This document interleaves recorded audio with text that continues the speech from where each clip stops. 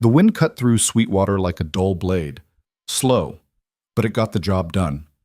Victor Hale felt it against his face as he stepped off the supply wagon, his boots meeting mud that hadn't dried since spring. Around him, the town sprawled in a graceless scatter of wood and canvas, clinging to existence the way a wounded animal clings to breath. He'd seen worse. Hell, he'd been worse. The war had ended 8 years ago, but Victor still carried it in the set of his shoulders, the way his eyes moved before his head did, cataloging threats that weren't there anymore. Or maybe they were. Different kind of threats now. Hunger instead of bullets.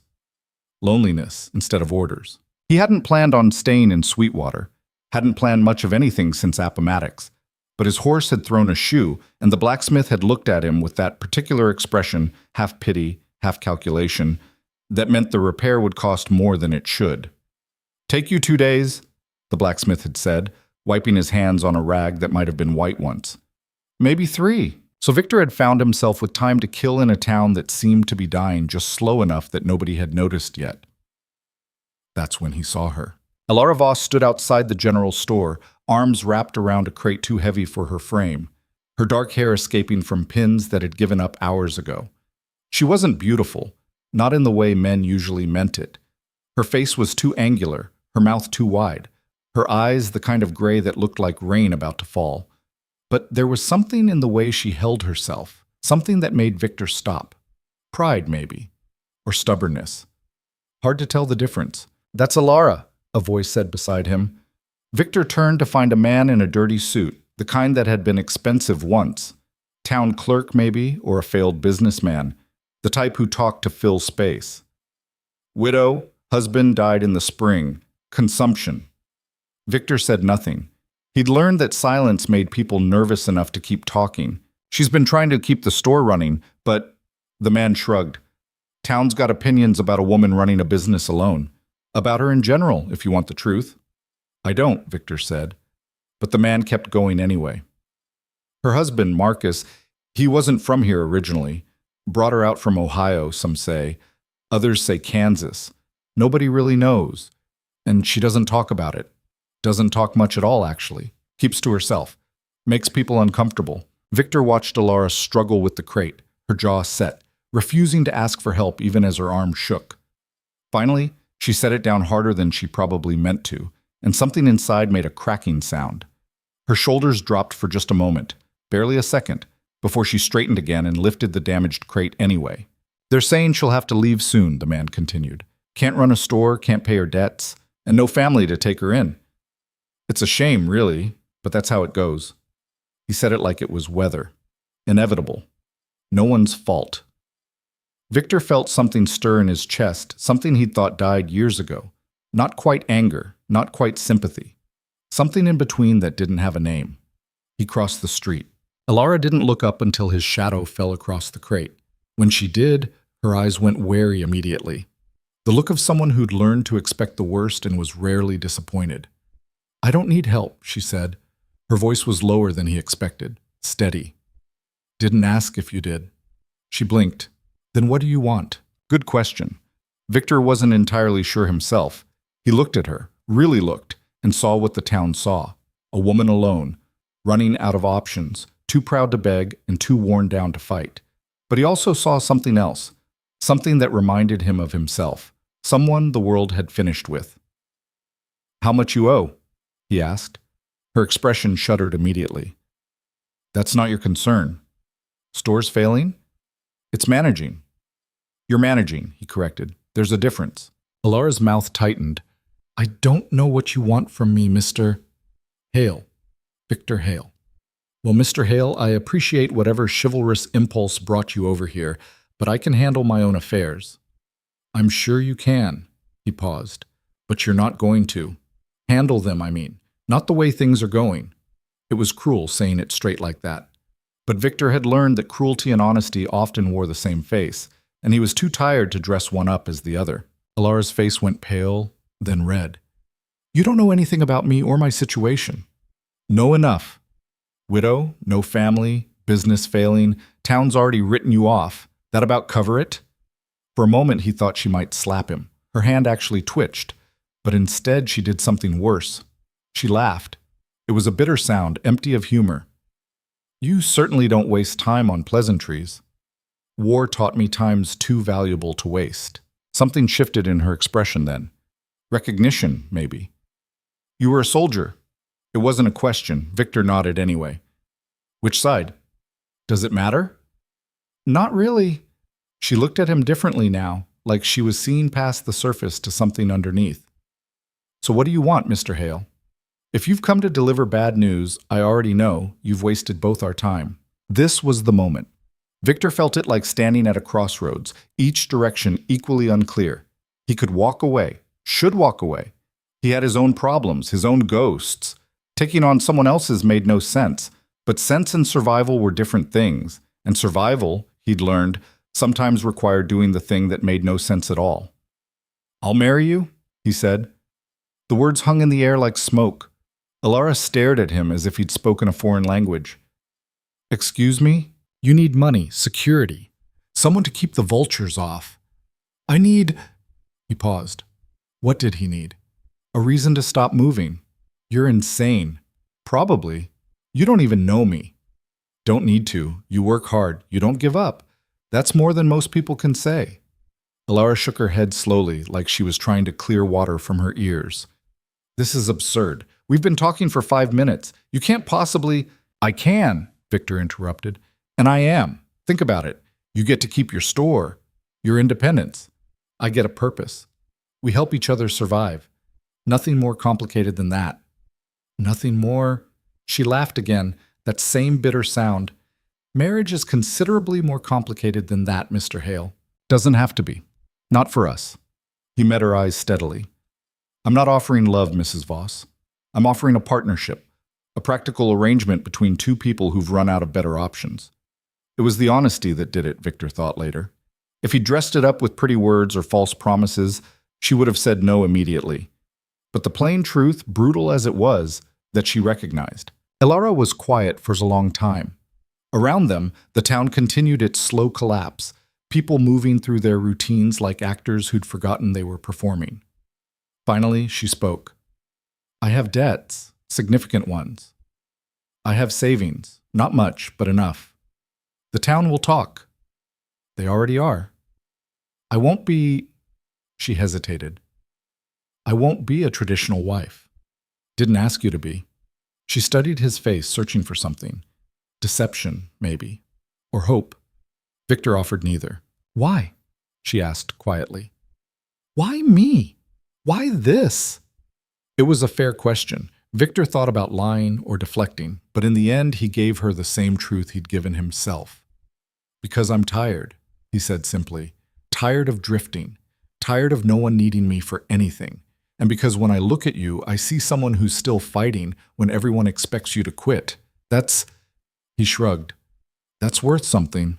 Alara's eyes went bright just for a moment. Then she blinked it away and straightened her shoulders. All right, she said. All right? All right, Mr. Hale. I'll marry you. God help us both. Ahmed. The ceremony happened 3 days later in the town clerk's office. The same man who'd gossiped about Alara to Victor. He performed the service with poorly hidden surprise and undisguised disapproval, rushing through the words like he was afraid they might change their minds. Alara wore a gray dress that had been black before sun, and washing faded it.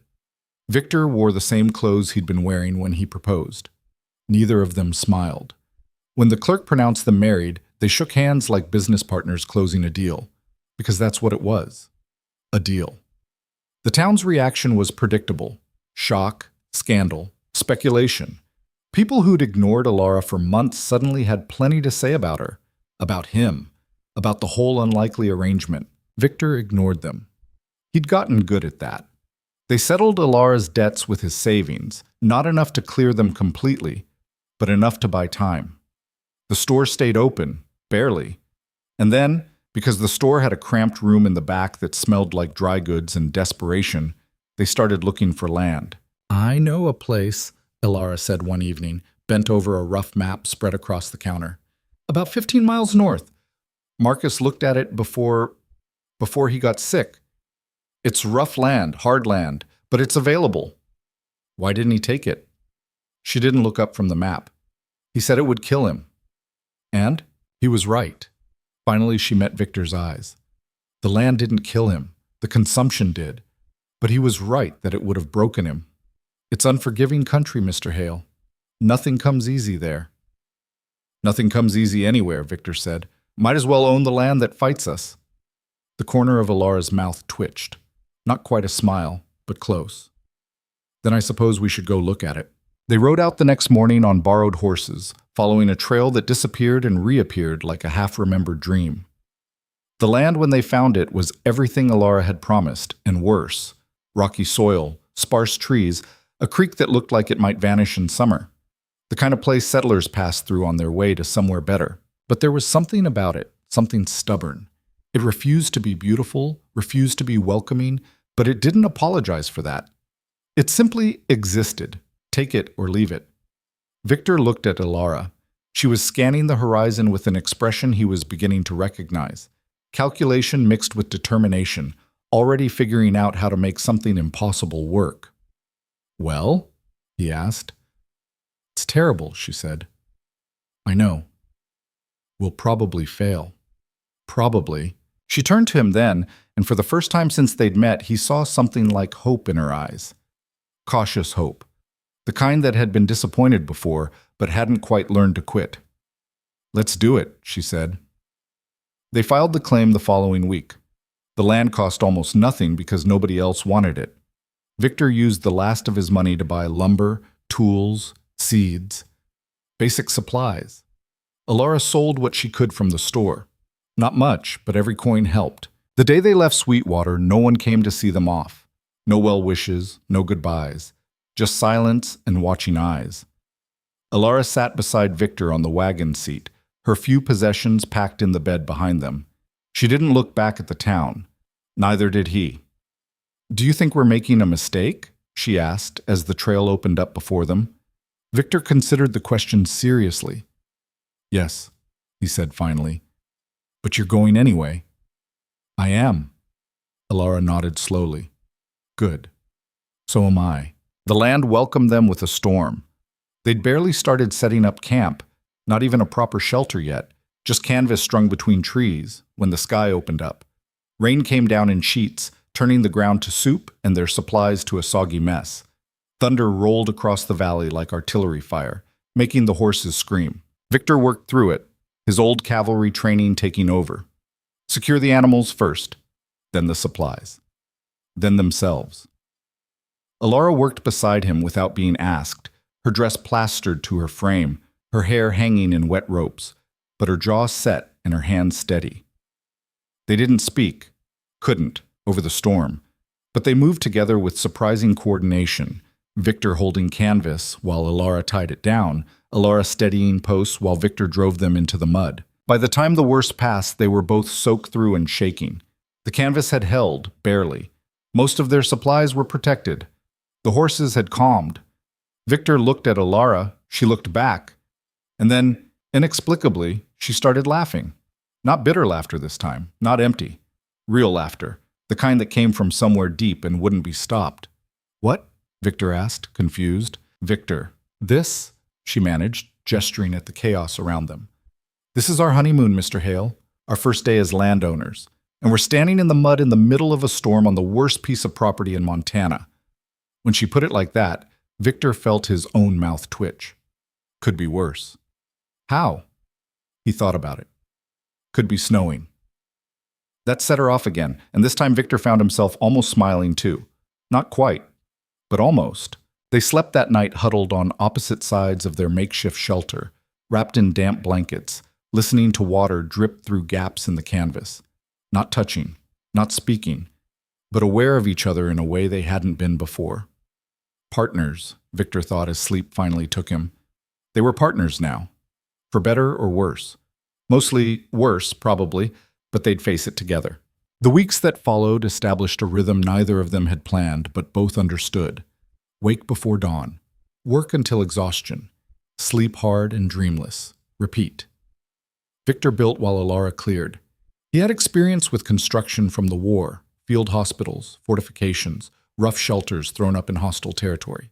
None of it pretty, but all of it functional. The cabin he framed was no different.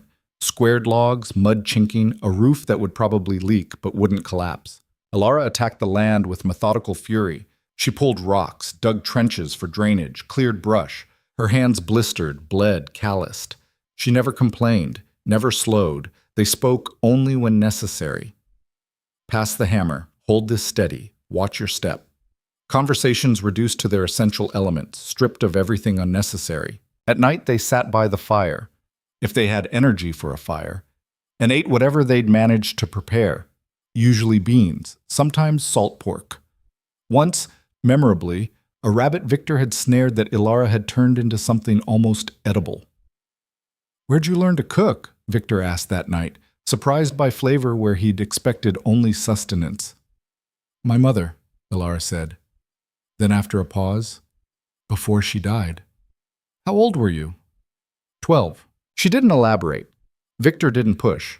They both had histories they'd rather not revisit. That was part of the deal, unspoken but understood. But sometimes, in those quiet moments before sleep, things slipped out. Small things. Fragments. "I was at Antietam," Victor said one night, staring into the dying fire. Ilara was quiet. Then, "Were you hurt?" "Everyone was hurt. Some of us just kept the blood inside." Another night it was Ilara who spoke first. "Marcus wasn't a bad man," she said to the darkness. "Just a weak one. He made promises he couldn't keep. To himself, mostly. But to me, too." "What kind of promises?"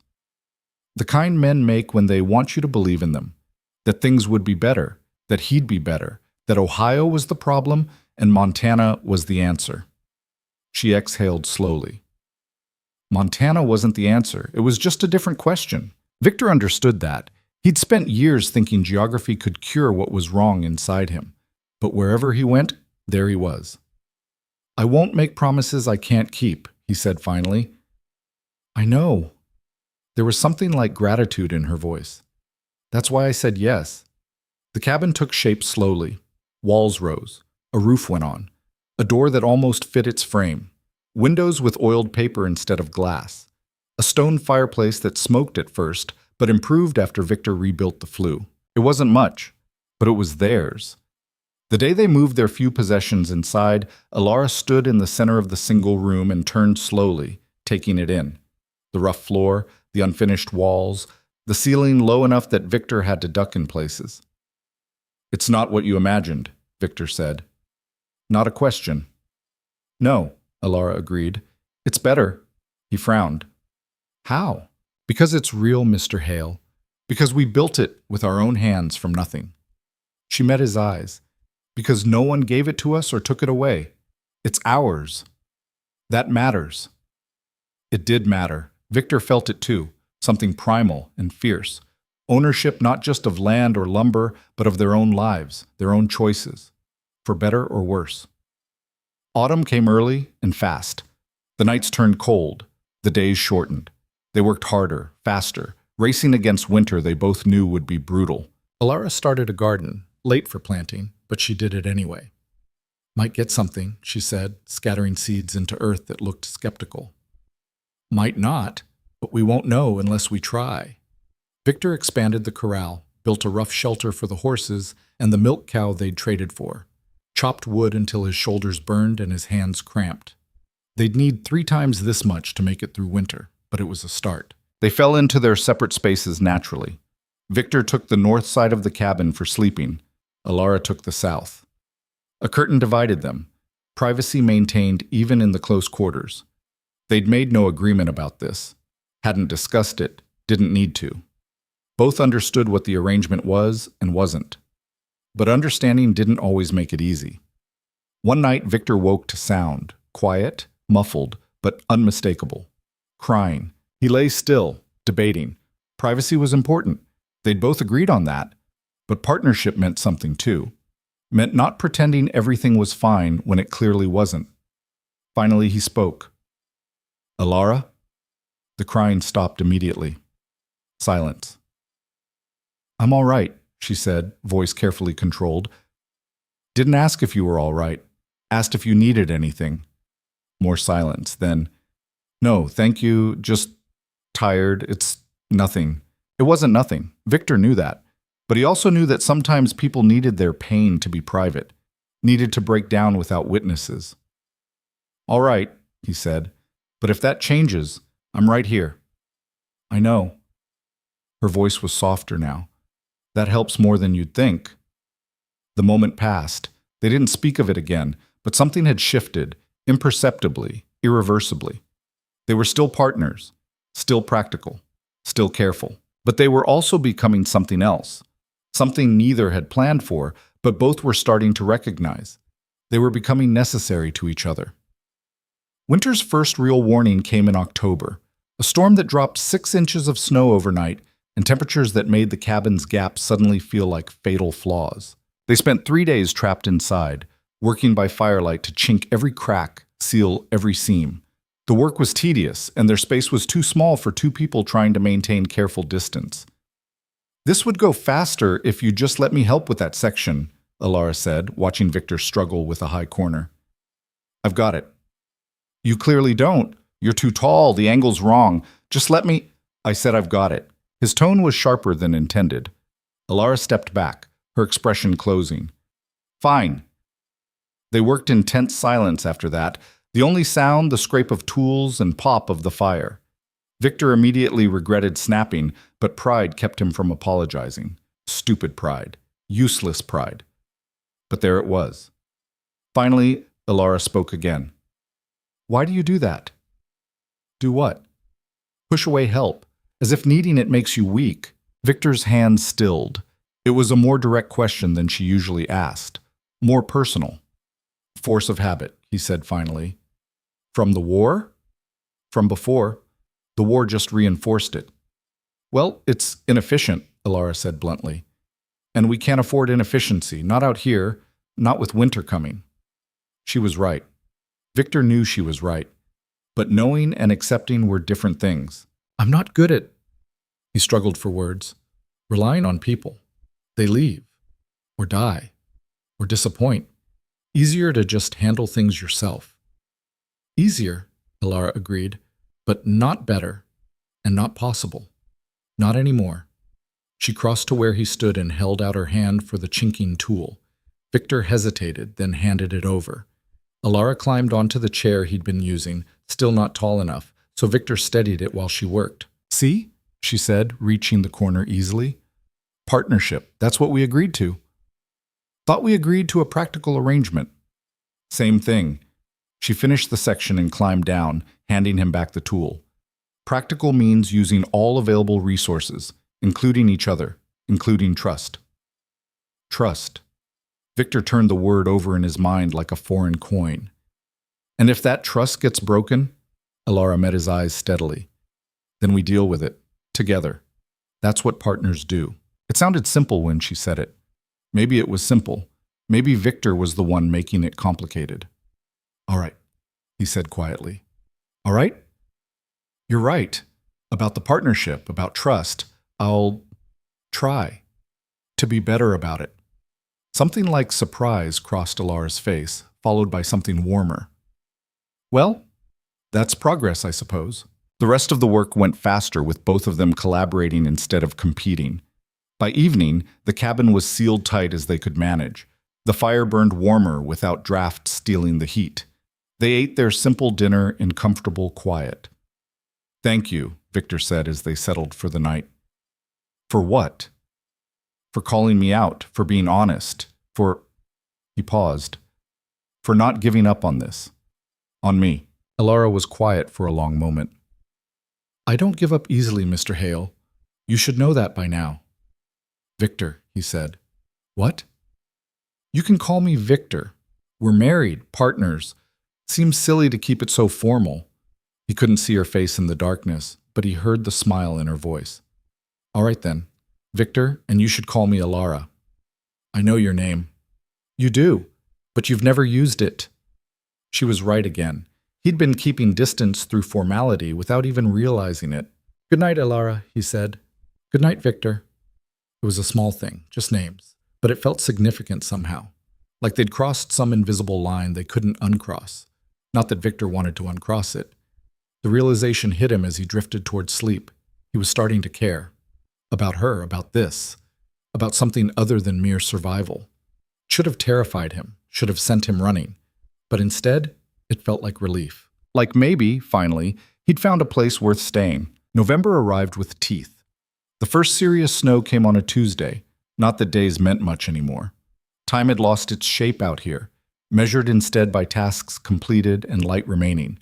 But Victor remembered it was Tuesday because that was the day everything changed. He'd been checking the trap line, a route he'd established through the sparse woods north of the cabin. Small game mostly, rabbits, the occasional fox, enough to supplement their dwindling supplies.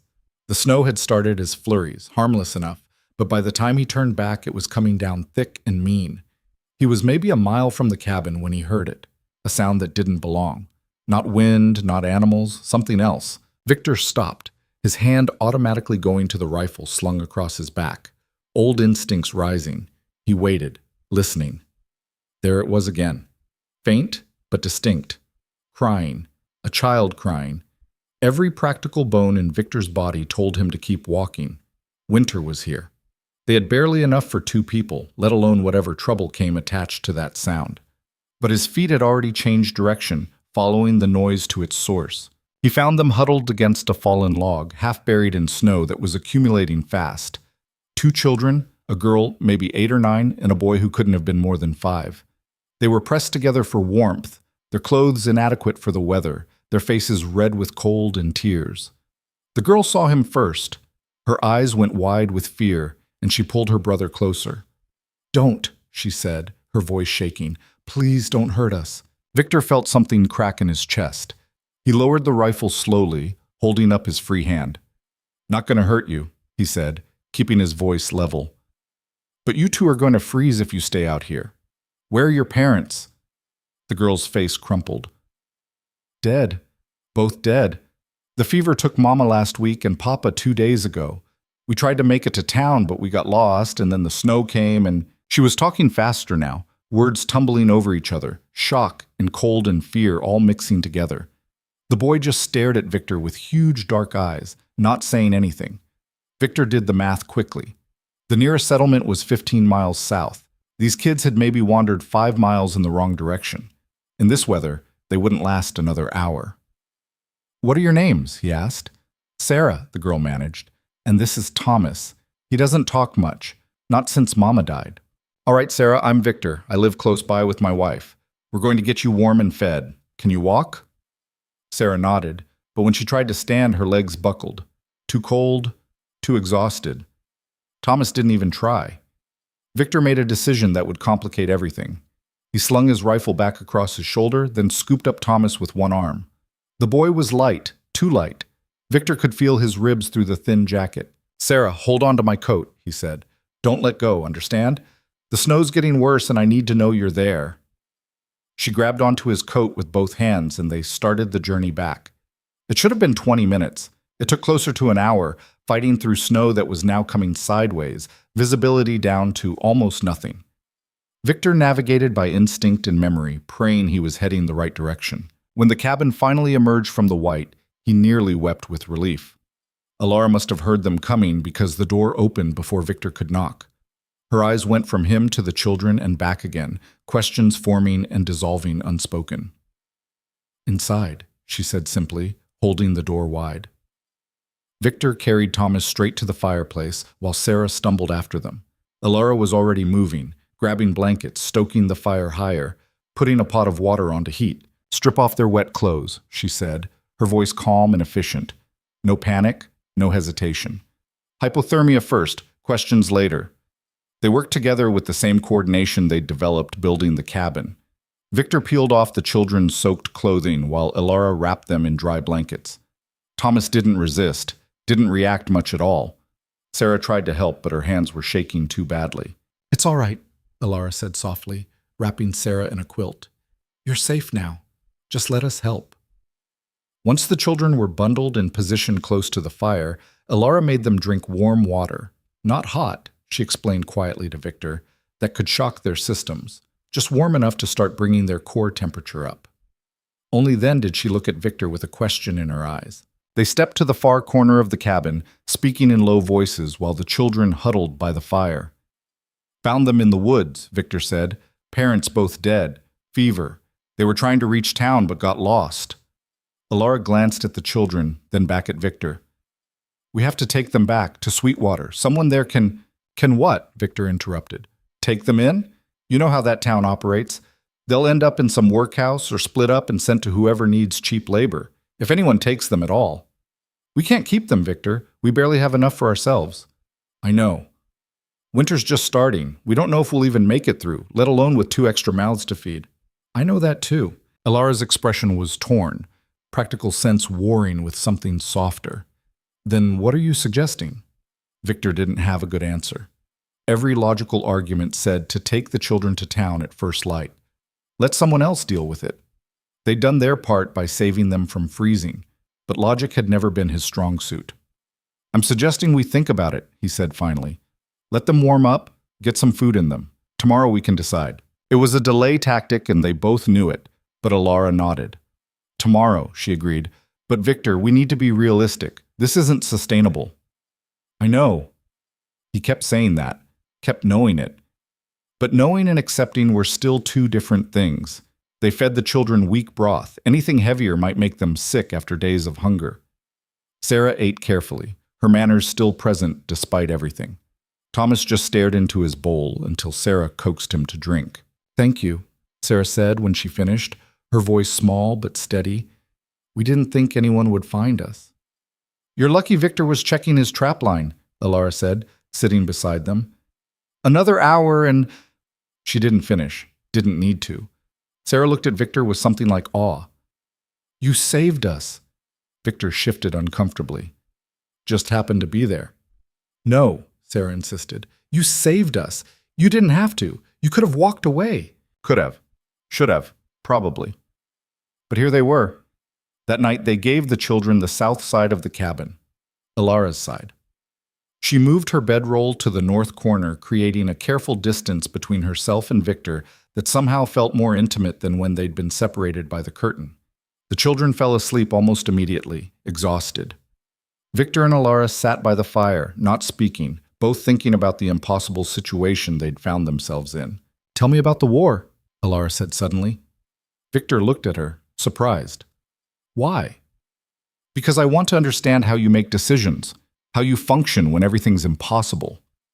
It was more direct than her usual approach, more personal. But maybe the day's events had stripped away some of their careful politeness.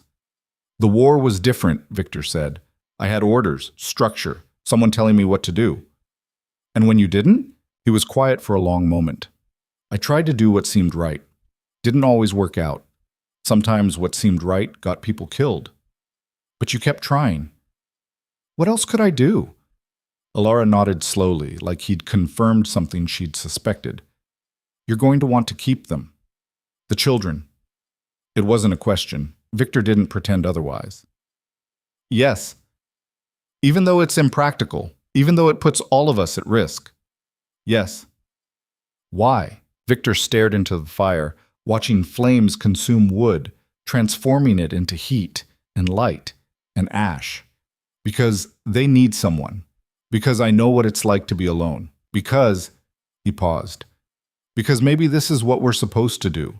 Build something, not just a cabin or a homestead, something that matters. That's not very practical, Victor. I know.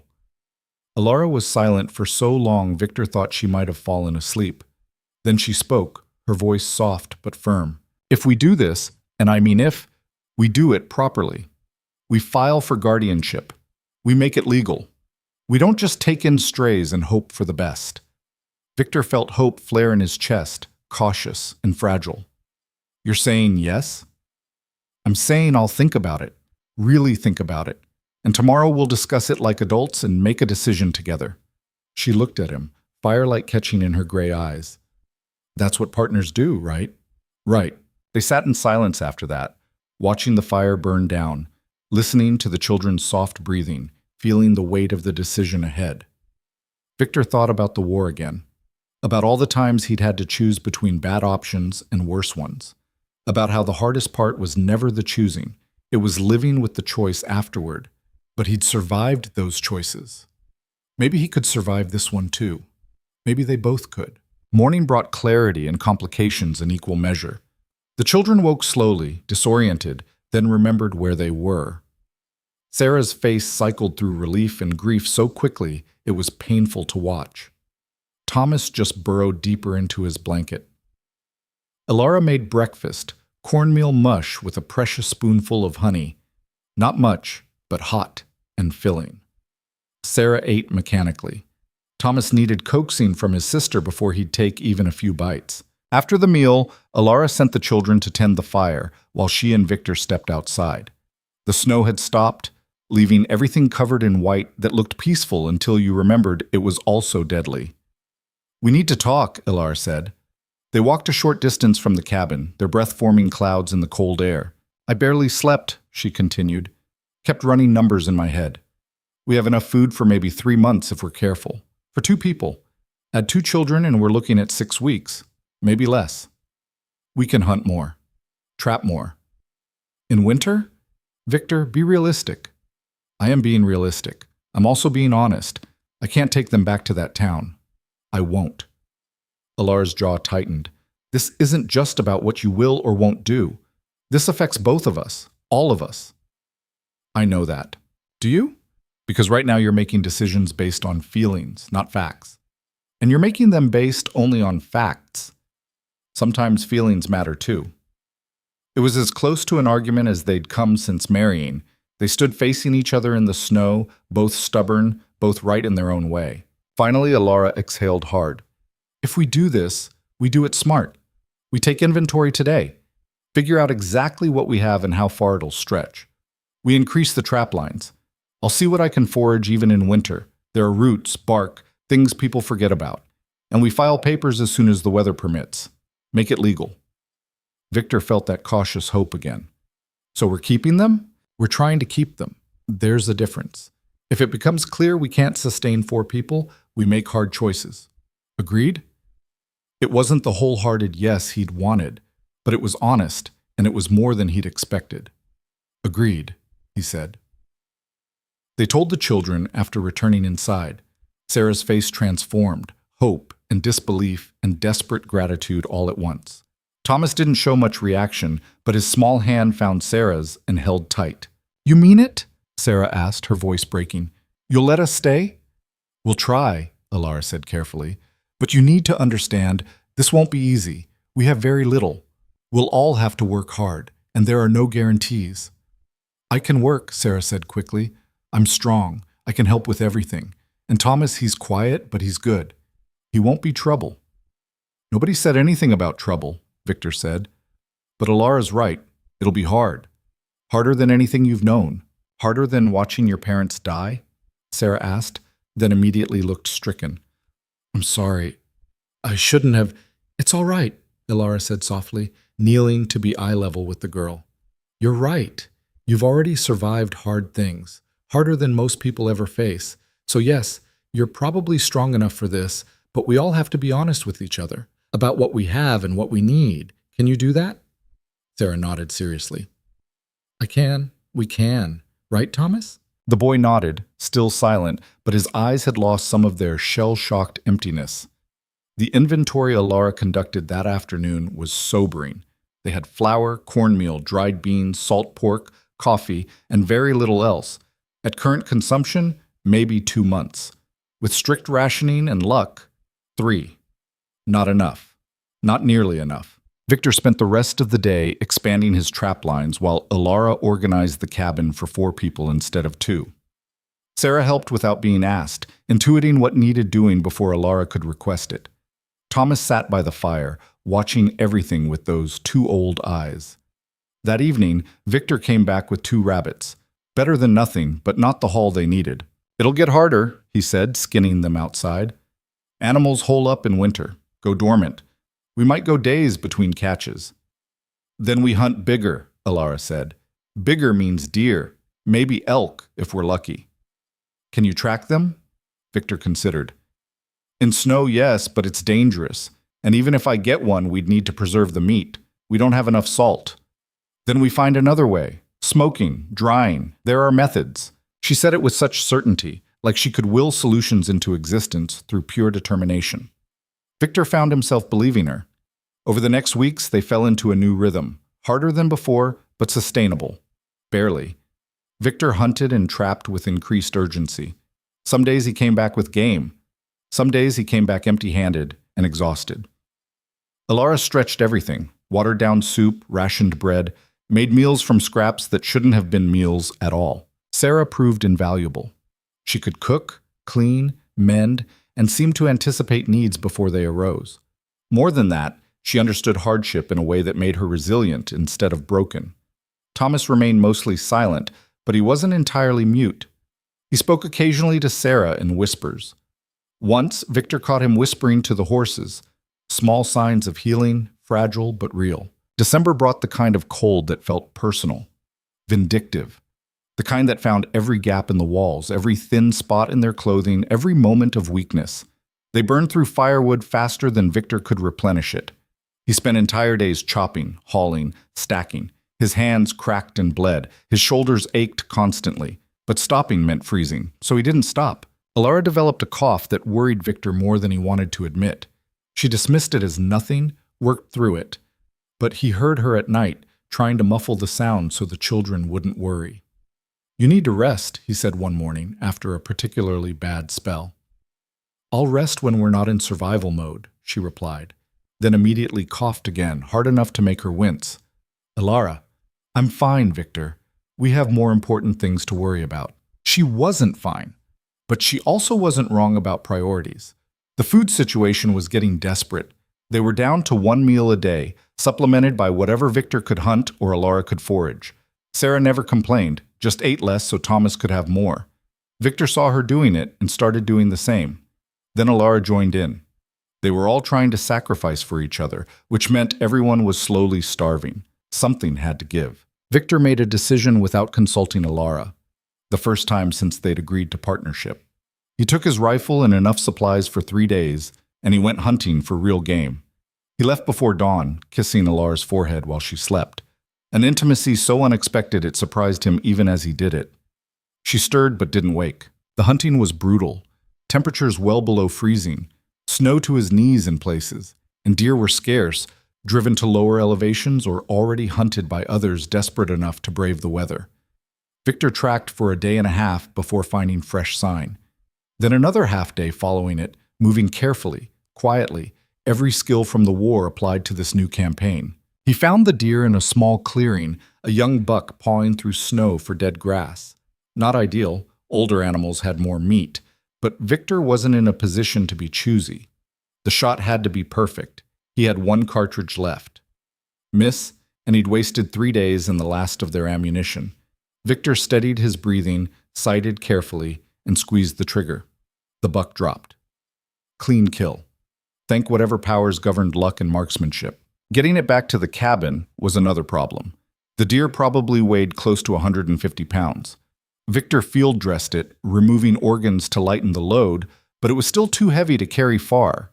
He ended up building a makeshift sled from branches, then dragging the carcass behind him. It took the better part of 2 days to cover the distance that had taken him 1 day on the way out. He arrived back at the cabin after dark, exhausted to his bones, every muscle screaming. But when Alara opened the door and saw the deer, her face transformed. "You did it," she breathed. "We did it," Victor corrected. "This buys us time." They stayed up most of the night processing the meat. Alara had been busy while he was gone, building a smoking rack using techniques she'd somehow learned or invented. Together they butchered, smoked, dried, and salted every ounce of usable meat. "Where did you learn this?" Victor asked, watching her work with surprising expertise. "A book," Alara said. "There was a homesteading manual in the store. I'd read it years ago. Didn't think I'd ever need the information, but you remembered it. Some of it. The rest is improvisation." They worked side by side, covered in blood, freezing cold, running on fumes. But there was something almost celebratory about it. They'd gotten a win. Small, temporary, but real. "I'm sorry," Victor said as they hung the last strips to smoke. Alara looked at him, surprised. "For what?" "For leaving without telling you. For making that decision alone." She considered this, then shrugged. You brought back a deer. I'll forgive a lot for that. A pause. But don't make it a habit. Wouldn't dare. Her mouth twitched toward a smile. How was it, out there? Cold. Lonely. Made me realize something. What's that? Victor met her eyes. That I'd rather be here freezing with all of you than anywhere else warm and alone. Alar's expression softened. That might be the nicest thing anyone's ever said to me. That's a low bar. Maybe. But I'll take it. They went to bed that night with full stomachs for the first time in weeks. The children were already asleep, curled together for warmth. Victor and Alara settled into their respective corners, the familiar curtain between them. Victor? Alara said into the darkness. Yeah? Thank you for the deer, for coming back, for all of it. You're welcome. I know I'm not always easy to live with. I'm stubborn and practical to a fault, and I don't show gratitude well. Alara, Victor interrupted gently, you don't have to do this. Do what? Apologize for being who you are. I like who you are. Silence. Then very quietly, I like who you are too. It was a small admission, simple words, but they carried weight, acknowledgement of something growing between them that neither had planned for, but both were beginning to accept. Victor fell asleep with something dangerously close to contentment. The deer meat changed everything. With protein and the calories it provided, they had energy to do more than merely survive. Victor could hunt longer. Alara could work harder. Even the children seemed to bloom, color returning to their faces, their movements less lethargic. Sarah started talking more, sharing fragments of her life before. Her mother had been a seamstress, her father a clerk. They'd been respectable people, educated even, until fever had swept through and destroyed everything. Mama used to say that fortune turns on a coin, Sarah said one afternoon while helping Alara mend clothes. Heads you're prosperous, tails you're ruined, no in between. Your mother sounds like she was a wise woman, Alara said. She was, but wisdom didn't save her. There was no bitterness in Sarah's voice, just fact. She'd learned early that fairness was a luxury the world didn't always provide. Thomas remained quiet, but he started following Victor around during chores. Not talking, just observing. Victor found himself explaining things as he worked, how to split wood efficiently, how to read animal tracks, how to judge weather by the sky. The boy absorbed it all silently, occasionally nodding to show he understood. You don't have to talk if you don't want to, Victor said one day, but if you ever do, I'm listening. Thomas looked up at him with those dark, serious eyes. Then very quietly, I know. 2 words, but they felt like a victory. Christmas came and went with little fanfare. They had no decorations, no gifts, no celebration to speak of, but Alara made dried apple tarts with the last of their sugar, and Victor told stories by the fire, heavily edited war stories that focused on camaraderie and absurdity rather than violence. Sarah laughed at the story about the private who'd gotten his foot stuck in a bucket and had to march that way for 3 miles. Thomas almost smiled at the tale of the general's horse that kept stealing vegetables from the mess tent. Tell us about when you met, Sarah said when Victor ran out of stories. Victor and Alara exchanged glances. It's not much of a story, Alara said. Don't care, tell us anyway. So they did, trading off details. The muddy street, the crate, the blunt proposal. Sarah listened with rapt attention. That's the most romantic thing I've ever heard, she declared when they finished. Victor snorted. There was nothing romantic about it. Yes, there was. You saw someone who needed help, and you helped her. You made a choice that changed both your lives. That's romantic. That's practical, Alara corrected. Can it be both? Neither Victor nor Alara had an answer for that. January tested them harder than any month before. A blizzard locked them inside for 5 days straight. They burned furniture to stay warm when the wood ran low. Ate rationed portions that left them all hungry. The walls pressed in, and tempers grew short. Sarah and Thomas bickered over nothing. Alara's cough got worse. Victor felt the weight of responsibility crushing down, wondering if his decision to keep the children had been selfish pride rather than genuine help. On the 5th night, trapped inside with wind howling like the damned outside, Alara's cough turned into something worse. She couldn't catch her breath, couldn't stop the spasms racking her body. Victor held her upright, helping her breathe, while Sarah boiled water for steam. Thomas watched with wide, frightened eyes. "Don't you dare!" Victor whispered fiercely when the worst of the fit passed. "Don't you dare give up now. We need you. I need you." Alara looked at him through watering eyes. "I'm trying," she managed. "Try harder." It wasn't fair, demanding that from her. But fairness had nothing to do with survival. They got through that night and the next. The storm broke on the 7th day. Alara's cough gradually improved, though it left her weak. Victor went out to survey the damage, snowdrifts 6 feet high, 2 of their fences down. The smoke rack partially collapsed. It would take days to dig out, to repair, to get back to anything resembling functional. He stood there in the snow, looking at the wreckage, feeling defeat creeping in. Then Sarah appeared beside him, bundled in every piece of clothing she owned. "Where do we start?" she asked simply. Not if, where. Assuming they would start. Assuming they would fix it. Victor looked down at this girl who'd lost everything and still had the courage to ask where to start. "The fences," he said. "We'll need them when the thaw comes." They worked together in silence, digging out posts, straightening wire. It was hard work made harder by the cold and their weakened state. But it was also forward motion. Progress. Something other than just enduring. By the time they came inside, both were exhausted. But Alara had managed to make soup from bone broth and the last of the venison. Thin soup, but hot. "We're going to make it," she said, more statement than question. "We are," Victor agreed. He almost believed it. February brought a false thaw, temperatures rising just enough to melt the top layer of snow before freezing again, creating a crust of ice over everything. It made walking treacherous and hunting nearly impossible. Victor fell twice, the second time hard enough to crack a rib. He didn't tell anyone, just wrapped it tight and tried not to let the pain show. They couldn't afford for him to be injured, couldn't afford weakness. But Alara noticed. She always noticed. "You're hurt," she said one evening while the children slept. "I'm fine." "Victor, I said I'm fine." Her jaw set in that stubborn way he'd come to recognize. "Let me see." "There's nothing to see." "Then you won't mind showing me." They stared at each other, neither willing to back down. Finally, Victor sighed and pulled up his shirt. The bruise had spread across his entire left side, purple and yellow and black.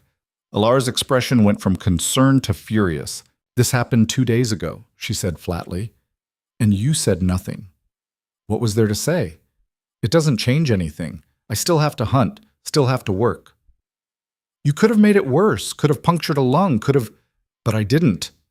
Alara's hands were shaking. With anger or fear, Victor couldn't tell. "You don't get to do this.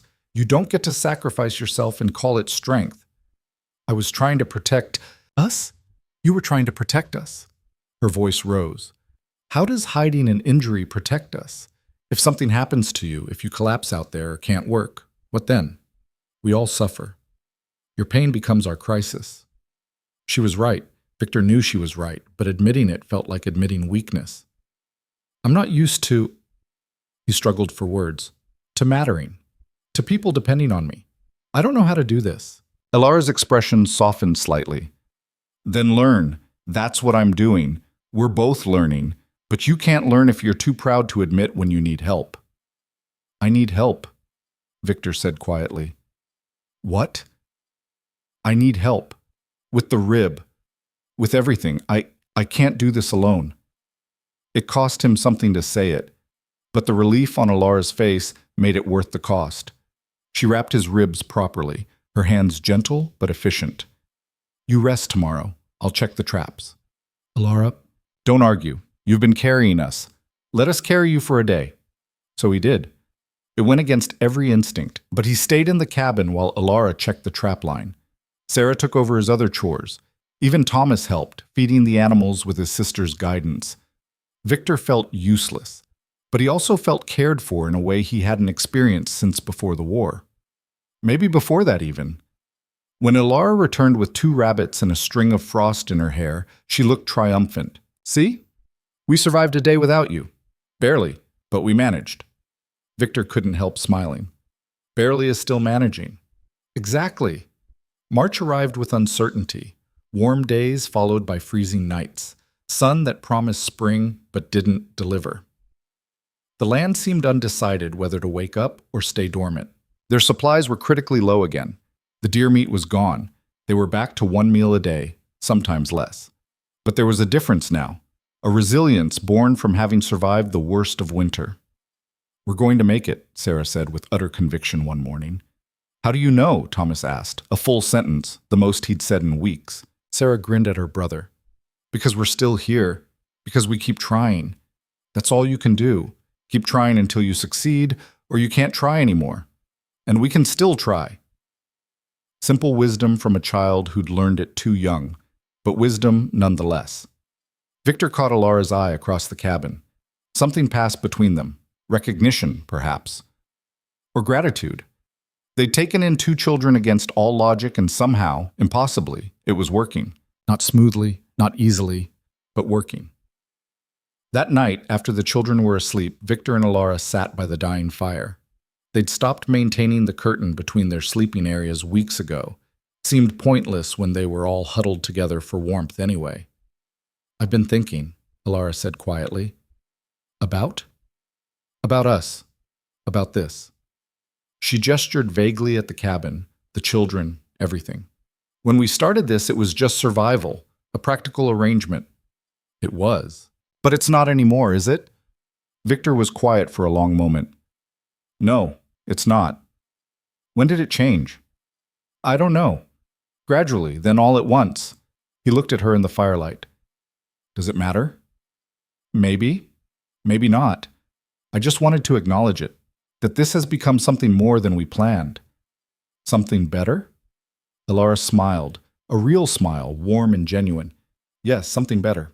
Something—" Victor reached out, and after a moment's hesitation took her hand. Her fingers were rough from work, scarred from dozens of small injuries. Beautiful in their own way.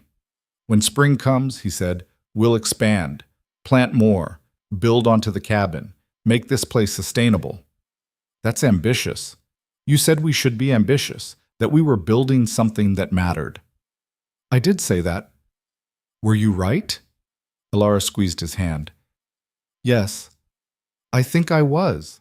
They sat like that until the fire burned to embers, hands linked, not speaking, just being together. It wasn't romance in any traditional sense, but it was partnership. It was trust. It was two people who'd chosen each other deliberately and were still choosing each other despite everything. Maybe Sarah was right. Maybe that was romantic after all. The last week of March brought the true thaw. Ice melted, revealing dead grass beneath. Streams started flowing again. Birds returned, their songs foreign after months of silence. And with the thaw came possibility. Victor and Alara stood outside one morning, surveying their land with new eyes. The cabin had survived. They'd survived. Against odds that should have broken them, they'd endured. "Ready to start building?" Alara asked. Victor looked at her, this woman who'd been a stranger 6 months ago and was now the center of everything. This woman who'd taken in 2 orphans with him on little more than faith. This woman who'd fought winter. And won. "Ready," he said. They had no idea if they'd succeed. The land was still harsh, their resources still limited, their future still uncertain. But they had something now they hadn't had before. Something more valuable than money or supplies or easy conditions. They had each other. And that somehow felt like enough. Spring didn't arrive gently. It came in fits and starts, warm mornings giving way to freezing nights, rain turning to sleet without warning. The land seemed as uncertain about waking up as they were about what came next. Victor started the expansion on the first dry day in April. The plan was simple: add another room to the cabin, giving the children their own space. Privacy mattered, especially as Sarah grew older. But simple didn't mean easy. The ground was still half frozen in places, making digging foundations brutal work. Victor's ribs had healed, but they ached in the cold, a constant reminder of his limitations. He pushed through anyway, because that's what you did. You pushed through. Sarah helped where she could, holding boards steady while Victor hammered, fetching tools before he asked. Thomas shadowed them both, still mostly quiet, but present in a way that counted. "Why don't you talk more?" Victor asked the boy one afternoon, more curious than critical. Thomas was silent so long Victor thought he wouldn't answer. Then, words didn't help when Mama died, or Papa. So I stopped using them. It was the longest sentence Victor had heard from him, raw and honest in the way only children could be. That makes sense, Victor said carefully. But you know words can help too, right? Not always, but sometimes. Maybe. Thomas picked up a nail, examined it. Sarah says I should talk to you and Alara. Says you're good people. Your sister's smart. I know. A pause. Are you going to keep us? Really keep us? There it was, the fear underneath everything. Victor set down his hammer and looked at the boy directly. Yes, we're going to keep you, both of you, for as long as you want to stay. What if we're too much trouble? Then we'll figure it out together. That's what families do. Thomas considered this, his young face serious. We're a family? We are if we decide we are. The boy nodded slowly, like Victor had confirmed something he'd hoped but hadn't dared believe. Then he picked up another nail and handed it to Victor, and they went back to work. That evening, Victor told Alara about the conversation. They were outside, checking the garden plot she'd started preparing. The soil was poor, but Alara had a plan involving compost and creek silt and determination. He asked if we were a family, Victor said. Alara's hand stilled in the dirt. What did you tell him? That we are if we decide we are. And have we? Decided? Victor looked at her, really looked. Dirt under her nails, hair escaping its bun, exhaustion written in every line of her body. But also strength, purpose. Something he'd learned to recognize as happiness, even if it came wrapped in struggle. I have, he said. Have you? Alara smiled, tired but genuine. I decided weeks ago, just wasn't sure you had. Why didn't you say anything? Because some things people need to figure out for themselves. She went back to working the soil. Besides, I knew you'd get there eventually. You're slower than me, but you arrive. Victor found himself almost laughing. Slower than you? At emotional realizations, yes. At physical labor, you've got me beat. I'll take that as a compliment. You should. They worked in comfortable silence after that, preparing earth for seeds that might not grow, building something that might not last, but trying anyway because that's what hope looked like when you stripped away all the romance. The first real crisis of spring came in late April. Victor was hunting when he heard the scream, high-pitched, terrified, unmistakably Sarah's. He ran, his heart in his throat, rifle forgotten. He found them by the creek. Sarah was in the water, waist deep, struggling against the current.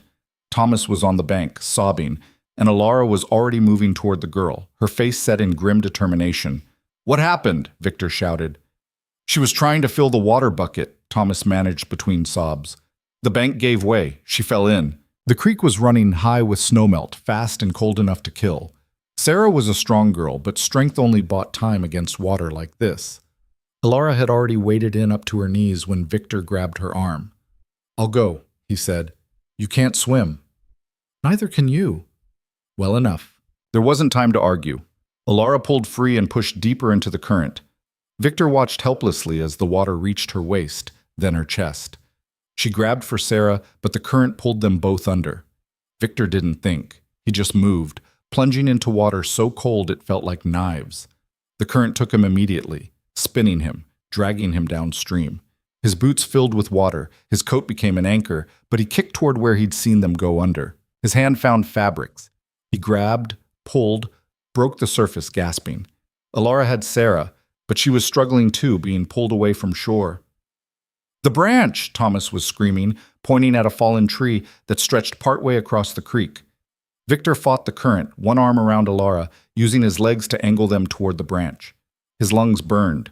His limbs were going numb. But he got them there, shoving Alara and Sarah against the rough bark. Climb, he choked out. Alara didn't argue. She pushed Sarah toward the bank while Victor held them steady against the current. The girl caught the branch, pulled herself along it, reached shore. Alara followed, slower but determined. Victor tried to follow, but his hands wouldn't work right. Too cold, too exhausted. The current pulled at him, patient and relentless. Then Sarah was back on the branch, reaching out. Take my hand. I'll pull you in. Take my hand. He did. Sarah braced herself against the tree and hauled with surprising strength. Alara grabbed his other arm from the bank. Between them, they dragged him out of the water and onto solid ground. They lay there gasping, soaked and shaking. Thomas threw himself onto Sarah, crying. Alara was coughing water, her face pale as death. Victor couldn't feel his feet. "Everyone alive?" he managed. "Alive," Alara confirmed. "Alive," Sarah echoed. Thomas just nodded against his sister's shoulder. They helped each other back to the cabin, moving slowly, supporting each other. Once inside, they stripped off wet clothes with shaking hands and huddled by the fire in blankets. "That was stupid," Alara said, her teeth chattering. "All of it was stupid."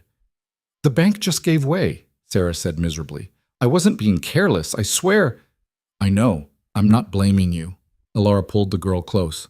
"I'm blaming the creek and Winter and Montana, but not you." "I thought you were going to drown," Thomas whispered. "We didn't, though," Sarah said, trying to sound brave. "Victor saved us." "You saved me," Victor corrected. "Couldn't have made it out without you pulling." "We saved each other then," Sarah decided. "That's usually how it works," Alara said quietly. They sat there as the fire slowly warmed them, all four pressed together, still shaking but alive. It could have gone differently so easily. One wrong move, one moment of weakness, and they would have been planning funerals instead of warming up. But they'd gotten lucky, or skilled, or some combination of both that didn't have a name. "New rule," Victor said. "Nobody goes near the creek alone until the water's down. Agreed?" "Agreed," they said in unison. That night, none of them could sleep. Too much adrenaline still pumping through their veins, too many what-ifs circling their minds. Victor lay awake listening to the others breathe. Thomas had finally fallen asleep against Sarah. But Alara was awake too, he could tell by her breathing. "Alara?" he said quietly. "Yeah?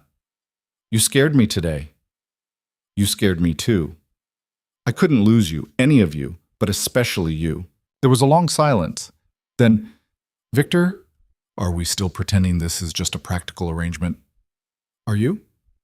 "No, I stopped pretending months ago."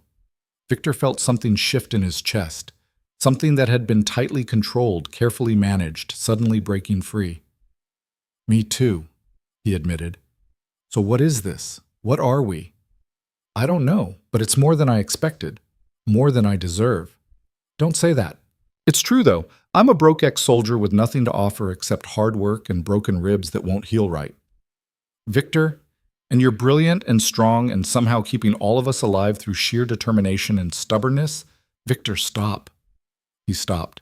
"You're an idiot if you think you have nothing to offer," Alara said, her voice fierce. "You gave me a reason to fight when I'd given up. You took in 2 children without hesitation. You nearly drowned today saving Sarah and me. You think that's nothing?" "I just did what anyone would." "No. You did what you do, what you've always done. You see what needs doing and you do it. Consequences be damned. That's not nothing. That's everything." Victor didn't know what to say to that. Words felt inadequate. "I love you," Alara said simply. "I didn't plan to, didn't expect to, but I do. And I think you love me too, even if you're too scared to admit it." She was right. Of course she was right. Victor had known it for weeks, maybe months, had felt it growing like prairie grass, stubborn and persistent despite poor conditions. "I do," he said. "Love you, I mean. I do." "Good, because this would be awkward otherwise." Victor found himself laughing despite everything. "That's your response? Good? What do you want? Poetry?" "Victor, we're lying on the floor of a half-built cabin, still recovering from nearly drowning, with 2 orphans sleeping 10 feet away. Romance can wait, but honesty can't. Fair enough? So we're agreed? We love each other. This is real. Agreed. And tomorrow we keep building, keep fighting, keep trying." "Together," Victor added. "Together," Alara confirmed. The expansion took 6 weeks instead of the 2 Victor had optimistically projected. Everything took longer than planned. Boards warped. Tools broke. Rain delayed progress. But slowly, stubbornly, the new room took shape. Sarah threw herself into making it livable once the walls were up. She found wildflowers and put them in jars, swept the floor obsessively, arranged their few possessions with care. "It's beautiful," she declared when it was finished. It wasn't beautiful. It was rough lumber and gaps in the floorboards and a window that stuck. But it was theirs. Private space in a world that offered precious little privacy. Thomas seemed to grow 2 inches once they had their own room. Started talking more. Not constantly, but enough that his voice became a regular part of the household rhythm. With the cabin expanded, Victor turned his attention to the land itself. Alara's garden was struggling, not surprising given the poor soil and her limited experience, but she'd gotten some things to sprout. Weak, scraggly things, but alive. "What do you know about farming?" Victor asked one evening. "Almost nothing," Alara admitted. "My mother grew herbs in pots. That's about the extent of my agricultural knowledge." "Mine too. The war taught me how to destroy farms, not run them. So we're improvising again. Seems to be our specialty." They improvised. Trial and error became their method. They planted too early and lost seedlings to frost. Planted too late and lost them to drought. But they learned. Slowly, painfully, they learned. The physical work was relentless. Victor built fences, cleared rocks, dug irrigation ditches. His body was harder than it had been before the war, leaner, all the softness burned away by labor and sparse food. Alara worked beside him, her hands permanently calloused now, her skin bronzed by sun. She'd stopped trying to maintain the appearance of a town lady. Out here, vanity was a luxury nobody could afford. Sarah and Thomas took on responsibilities without being asked. Feeding animals, hauling water, weeding the garden. The work aged them in ways that made Victor sad. But there was no alternative. Childhood was another luxury in short supply. By early summer, they had something resembling a functioning homestead. Not prosperous, not easy, but functional. Then the letter came. Victor had ridden to the nearest settlement 20 miles south to trade for supplies they couldn't make themselves.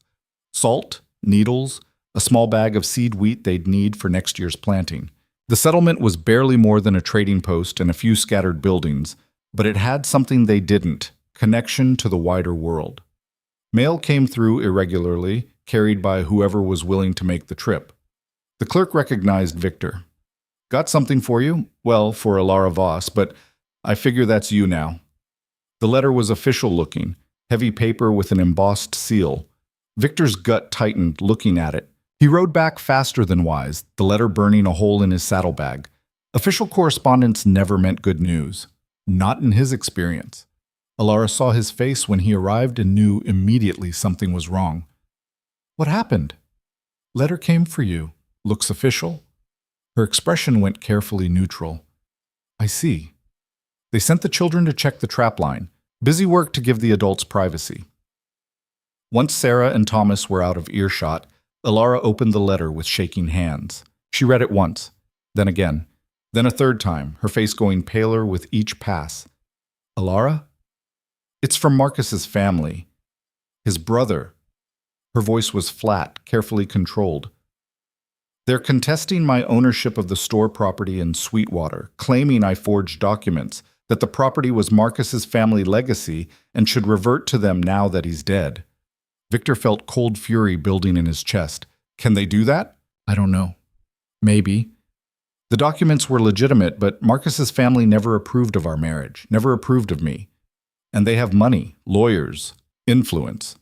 She looked up at him, her gray eyes swimming. "If they succeed, they could claim this land too. Everything we've built." "No." Victor's voice was hard. "No, they can't. We filed legal claim. We've been improving the property. That counts for something." "Does it? We're nobodies, Victor. Broke settlers in the middle of nowhere. They're an established family with connections. Who do you think the courts will favor?" She had a point. Justice and law weren't always the same thing. Money and influence could tip scales that should have been balanced. "What do they want?" Victor asked. Alara consulted the letter again. "They want me to return to Ohio to settle the matter in person. Bring all relevant documents. Submit to questioning by their lawyers." "That's insane. It'll take weeks to travel there. We can't leave the homestead unattended that long. Not during growing season." "I know. So you're not going." "If I don't go, they win by default. The claim stands unchallenged." Victor wanted to argue, but he saw the trap. Go and risk losing everything here. Stay and definitely lose everything there. We'll fight it, he said. Hire a lawyer, someone who can represent you without you needing to travel. With what money, Victor? We can barely feed ourselves. Then we'll figure something out. We always do. But Alara was shaking her head. This is different. This isn't weather or hunger or something we can work through. This is the law. And the law isn't on our side. Victor pulled her close, feeling her shake against him. We've survived everything else. We'll survive this too. You can't know that. No, but I believe it anyway. They held each other while the sun set. Two people who'd fought their way through winter and barely come out the other side, now facing a different kind of storm. The next days were tense. They told Sarah and Thomas about the letter, not all the details, but enough. The children deserved to know their future was uncertain again. So we might have to leave? Sarah asked, her voice small. We're going to fight to stay, Alara said firmly. But yes, there's a chance. That's not fair, we just got settled. No, it's not fair. Thomas had gone very quiet again, retreating into that silent space where he processed things too big for words. Sarah held his hand, her young face set with determination that reminded Victor painfully of Alara. Victor spent the following week in a fury of activity, as if he could build their way out of the problem. He cleared more land, fixed every minor issue with the cabin, worked himself to exhaustion every day, then lay awake every night worrying. Alara wrote letters to the territorial government, to the land office, to anyone who might have authority or influence. The responses, when they came, were bureaucratic and unhelpful. File this form. Submit that documentation. Wait for processing. Waiting was torture. We need a different approach, Victor said one evening after another useless letter arrived. Such as? I don't know yet, but legal channels aren't working. Maybe we need to think less legal. Alara frowned. What are you suggesting? I'm not sure, but Marcus's family is trying to intimidate us into giving up. Maybe we need to show them we won't be intimidated. How? Victor didn't have an answer, not yet, but he was thinking about it, turning it over in his mind like a tactical problem from the war. Every problem had a solution. Sometimes you just had to look at it from a different angle. The answer came from an unexpected source. They'd been working in the garden when a rider appeared on the horizon. Victor's hand went automatically to the rifle he now kept close, but the rider's posture was non-threatening. As he got closer, Victor recognized him, the town clerk from Sweetwater who'd married them. Mr. Hale. Mrs. Hale. The clerk dismounted, looking uncomfortable. I hope I'm not intruding. What do you want? Victor asked, not bothering with pleasantries. I heard about the letter, about Marcus's family trying to claim your property. News travels fast. Small territory. People talk. The clerk shifted his weight. I came because I thought you should know. They approached me. Marcus's brother did. Wanted to know if I'd testify that your marriage was fraudulent, that it was a scheme to steal Marcus's property. Victor felt rage building. And what did you tell them? I told them no. The clerk met his eyes. I told them the marriage was legal and properly documented, that I saw no evidence of fraud or coercion, that you two might have had unusual circumstances, but that doesn't make it invalid. Alara stepped forward. Why would you do that? We're nothing to you. The clerk smiled sadly. Because I've been watching you two since you left Sweetwater. Heard reports. How you took in those orphans. How you're making something out of nothing out here. And I realized I'd been wrong about you. About both of you. He paused. I spent too many years judging people without knowing them. Figured it was time to stop. What are they offering you? Victor asked. To testify against us? $500. It was a fortune. More than the clerk probably made in a year. And you're turning it down to help us? I'm turning it down because it's the right thing to do. And because, he hesitated, because I'm tired of being the kind of man who'd take it. Victor and Alara exchanged glances. This changed things. Not everything, but something. Thank you, Alara said quietly. Don't thank me yet. I also came to warn you. Marcus's brother Richard, he's not going to stop. He sees this as a matter of family honor, or maybe just greed. Either way, he's planning to escalate. Might send people out here, try to force the issue. Let him try, Victor said flatly. I'm serious, Mr. Hale. These aren't good people. They'll play dirty. So will we if we have to. The clerk nodded slowly.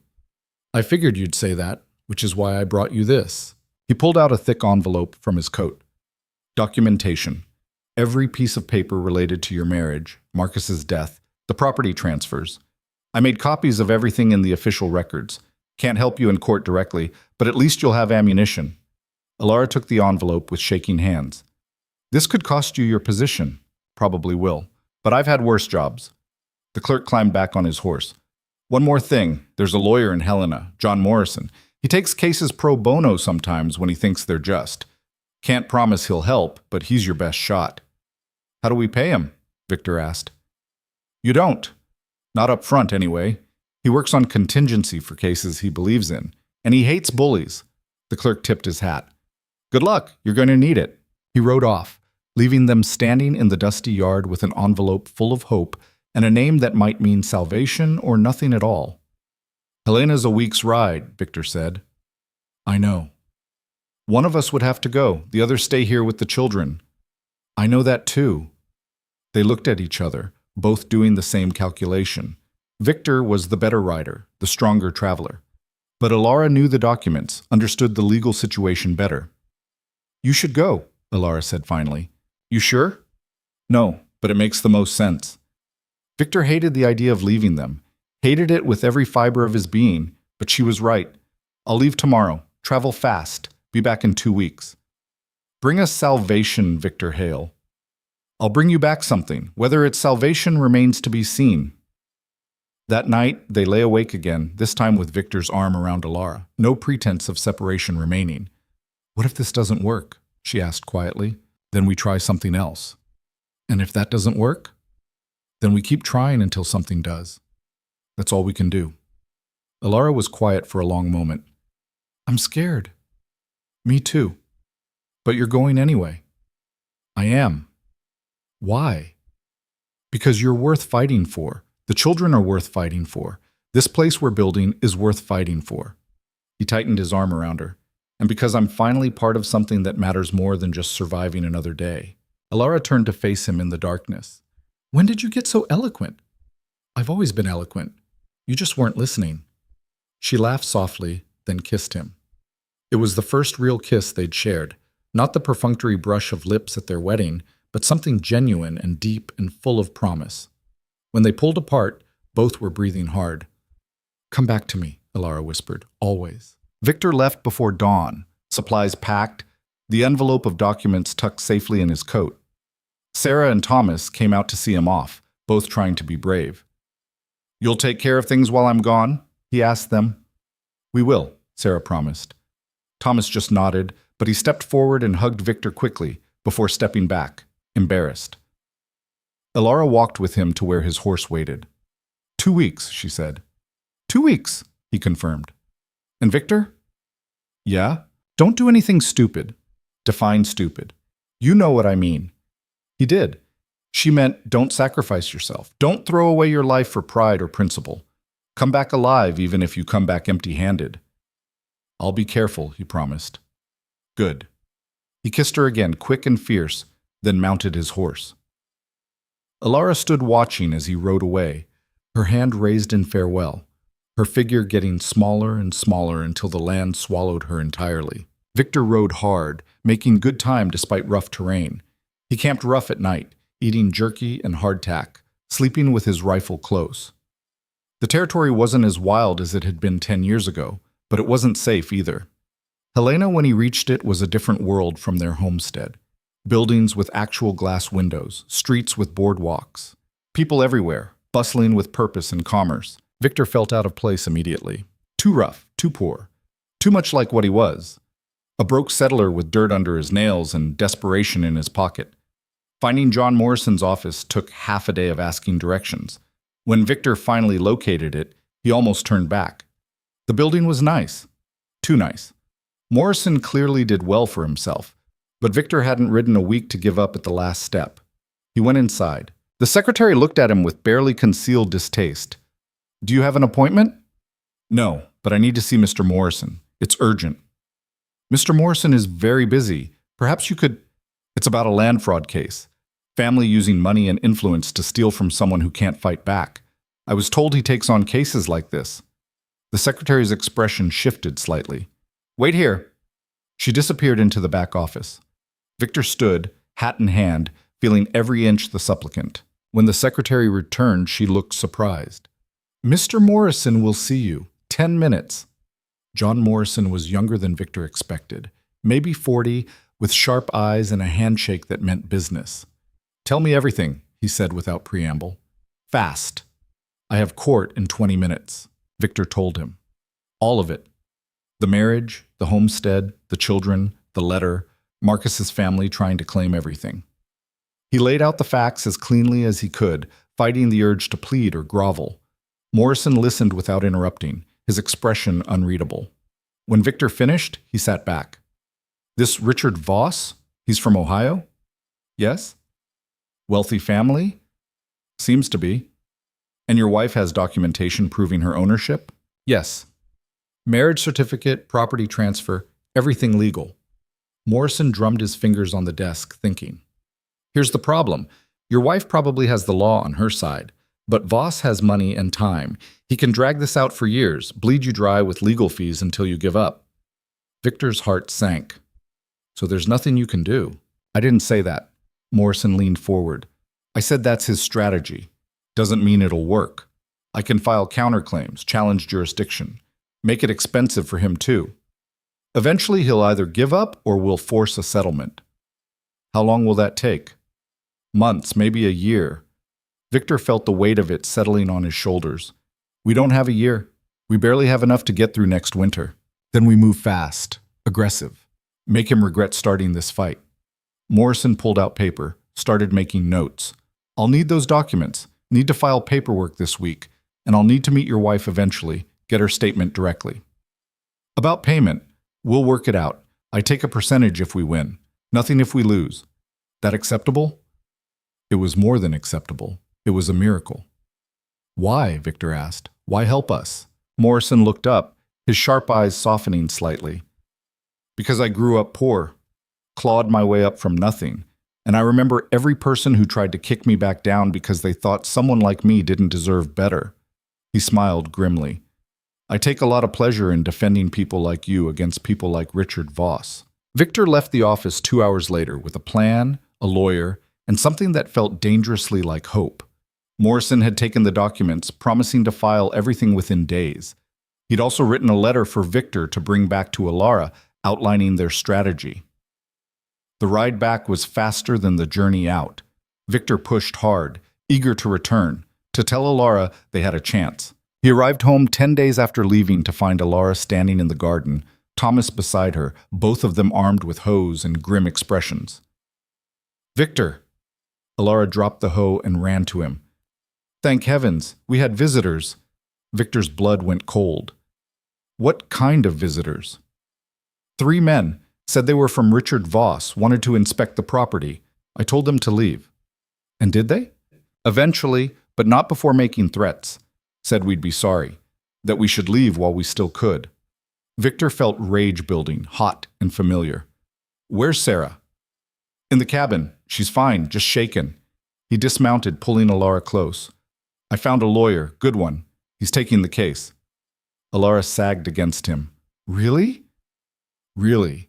We're fighting this, and we're going to win. You can't promise that. No, but I believe it. Alara pulled back, looking up at him with those gray eyes that had first made him stop in a muddy street months ago. I believe it too. They went inside together to tell the children, to read Morrison's letter, to plan their next move. The fight was just beginning. There would be more threats, more pressure, more moments of doubt, but they'd face it together, all 4 of them. And that, Victor was learning, made all the difference. The men came back 3 days later. Victor saw them from a distance, riding in formation like they owned the place. 3 riders, same as before, except this time they brought a 4th, someone in a suit too fine for Montana dust. Sarah Thomas, inside, Victor said quietly. Alara, get the rifle. Victor, just get it. Don't point it at anyone unless I say, but have it ready. The children disappeared into the cabin. Alara emerged moments later with the Winchester, holding it low but visible. She stood beside Victor as the riders approached. The man in the suit dismounted first. He was soft-looking, with hands that had never seen real work and eyes that calculated everything. "Mr. Hale, I presume? And Mrs. Hale?" His voice was smooth, practiced. "My name is Edmund Cross. I represent the Voss family interests." "We know who you represent," Victor said. "What do you want?" "Just to talk. Perhaps we could do this civilly? Inside, perhaps?" "We'll talk right here." Cross smiled, but it didn't reach his eyes. "Very well. I've come with a proposition. The Voss family understands this situation has become complicated. They're prepared to offer a settlement." "What kind of settlement?" Alara asked. $200 for you to vacate this property and surrender all claims to the Sweetwater store. You'll sign documents stating the marriage was fraudulent, undertaken solely for financial gain. In exchange, the family will drop all legal proceedings, and you'll be free to settle elsewhere." Victor felt Alara stiffen beside him. $200 was more than they'd see in a year. Maybe 2 years. It would set them up somewhere else, somewhere easier. It was also an insult. "No," Victor said. Cross's smile thinned. "Perhaps you didn't hear the amount. $200 is quite generous, given your circumstances." "We heard you fine. Answer's still no." "Mr. Hale, be reasonable. You have no resources to fight this. The legal battle alone will bankrupt you. My clients have unlimited funds and patience. This offer is your best option." "Best for who?" Alara asked, her voice cold. "Certainly not for us. We'd be admitting to fraud we didn't commit, giving up land we legally claimed, and starting over with nothing but money that'll run out in months. Better than losing everything in court." "Maybe we won't lose." Cross actually laughed. "Mrs. Hale, I've seen the documentation. Your claim is shaky at best. Marcus Voss's family has legitimate grievances about the circumstances of your marriage and subsequent property transfers. A judge will see through this transparent attempt at—" "Stop talking," Victor interrupted.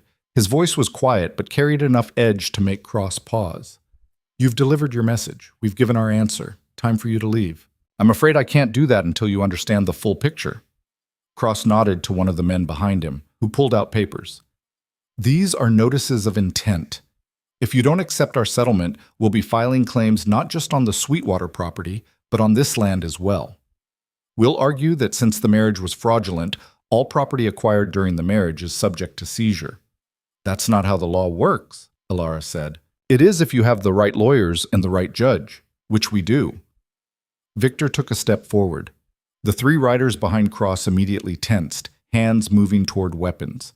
But Victor just stood there, looking at Cross with the same expression he'd worn at Antietam when the artillery started and there was nowhere to run except forward. "You come onto my land," Victor said, each word measured and deliberate. "Threaten my family, try to steal what we built with our own hands. And you expect us to just roll over and take it? I expect you to be smart enough to recognize when you're beaten." "We're not beaten. We're just getting started." Cross's veneer of civility cracked slightly. "You're making a mistake, Mr. Hale. The Voss family doesn't tolerate defiance well." "Then they're going to hate the next few months." The lawyer's face hardened. "Last chance. Take the money. Walk away, or we bury you." "Bury us then," Alara said. "We've survived worse." Cross stared at them for a long moment, then shook his head. "Your funeral." He remounted his horse, his companions following suit. "You'll be hearing from us. And next time, it won't be a conversation." They rode off, leaving dust and threats hanging in the air. Victor waited until they were out of sight before letting out the breath he'd been holding. Alara lowered the rifle, her hands shaking slightly. "Did we just make everything worse?" she asked. "Probably. Was it worth it?" Victor looked at their cabin, their land, the garden starting to show green. "Yeah, it was worth it." Sarah and Thomas emerged from inside, both pale but trying to look brave.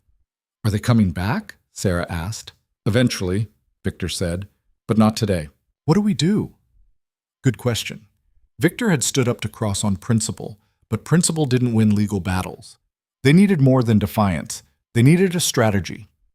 That evening, Victor read Morrison's letter again, looking for something they might have missed. The lawyer had been clear about the challenges ahead. Richard Voss had money, connections, and apparently no qualms about playing dirty. But Morrison had also outlined weaknesses in their opponent's case.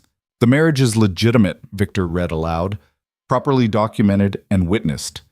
They can question motives all day, but that doesn't make it fraudulent. And territorial law is clear: property claimed and improved is the claimant's, regardless of circumstance. But Cross said they'd challenge our claim to this land too, Alara said. He said they'd try. Doesn't mean they'll succeed. Victor set down the letter. Morrison thinks they're bluffing, trying to scare us into settling. It's working. You scared? Alara considered the question seriously. Terrified, but also angry. They're trying to take everything we've fought for, everything we've built. I won't let them do that without a fight. Even if the fight costs us everything anyway? Even then. Because at least we'll have fought. Victor reached across the table and took her hand. Morrison needs more documentation, proof we've been improving the land, witnesses who can testify to our marriage being legitimate, anything that strengthens our position. The town clerk already offered to testify. We need more than him.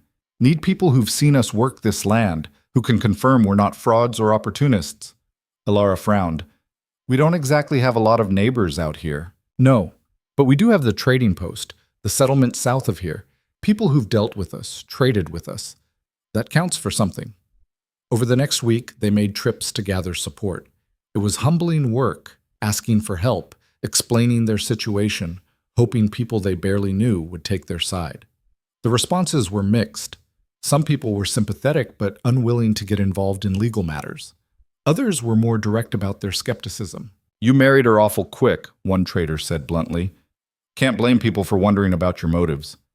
My motive was survival, Alara said. Same as anyone else out here. Since when is that a crime? It ain't, but it also ain't love. And a marriage without love, well, that makes people question things. The law doesn't require love, Victor pointed out. Just consent and documentation. We had both. The trader shrugged. Maybe so, but I ain't getting involved. Got my own problems. They had better luck with others. The blacksmith who'd repaired Victor's horse remembered them. Saw you two working together, he said. Not a lot of couples actually work together like that. Most just tolerate each other. You two seemed like partners. We are partners, Alara said. Then I'll say so if anyone asks. A woman who ran a boarding house in the settlement also agreed to help. I watched you with those children last time you were here, she told Alara. The way the girl looked at you, the trust in her eyes. You don't fake that. You're a family, plain as day. These small victories accumulated, not enough to guarantee success, but enough to build hope. Meanwhile, the homestead demanded constant attention. The garden was finally producing, small yields but real food. Lettuce, radishes, early peas. Alara tended it obsessively, as if she could will abundance into being through sheer determination. Victor expanded their livestock, trading labor for a few chickens and another cow. Animals meant eggs, milk, eventually meat. They were building sustainability, slow but real. Sarah took to the chickens immediately, naming each one despite Victor's protests. Don't name things we might have to eat, he said. Then we won't eat them, Sarah replied with perfect child logic. Thomas had started helping Victor with the heavier work, splitting wood, hauling water, repairing fence lines. The boy was slight but surprisingly strong, and he worked with a focus that reminded Victor of himself. One afternoon, working side by side, Thomas spoke without prompting. Are we going to lose this place? Victor considered lying, offering false assurance. But Thomas deserved better than that. I don't know, he said honestly. We're fighting not to, but I can't promise we'll win. What happens if we lose? We start over somewhere else. Together? Together. That's not changing, no matter what happens with the land. Thomas nodded, accepting this. Good, because Sarah worries. She doesn't say it, but I can tell. You worry too? Yeah, but less than before. He hammered a fence post into place. Before you and Alara, everything felt temporary, like we were just waiting for the next bad thing. Now it feels different. How?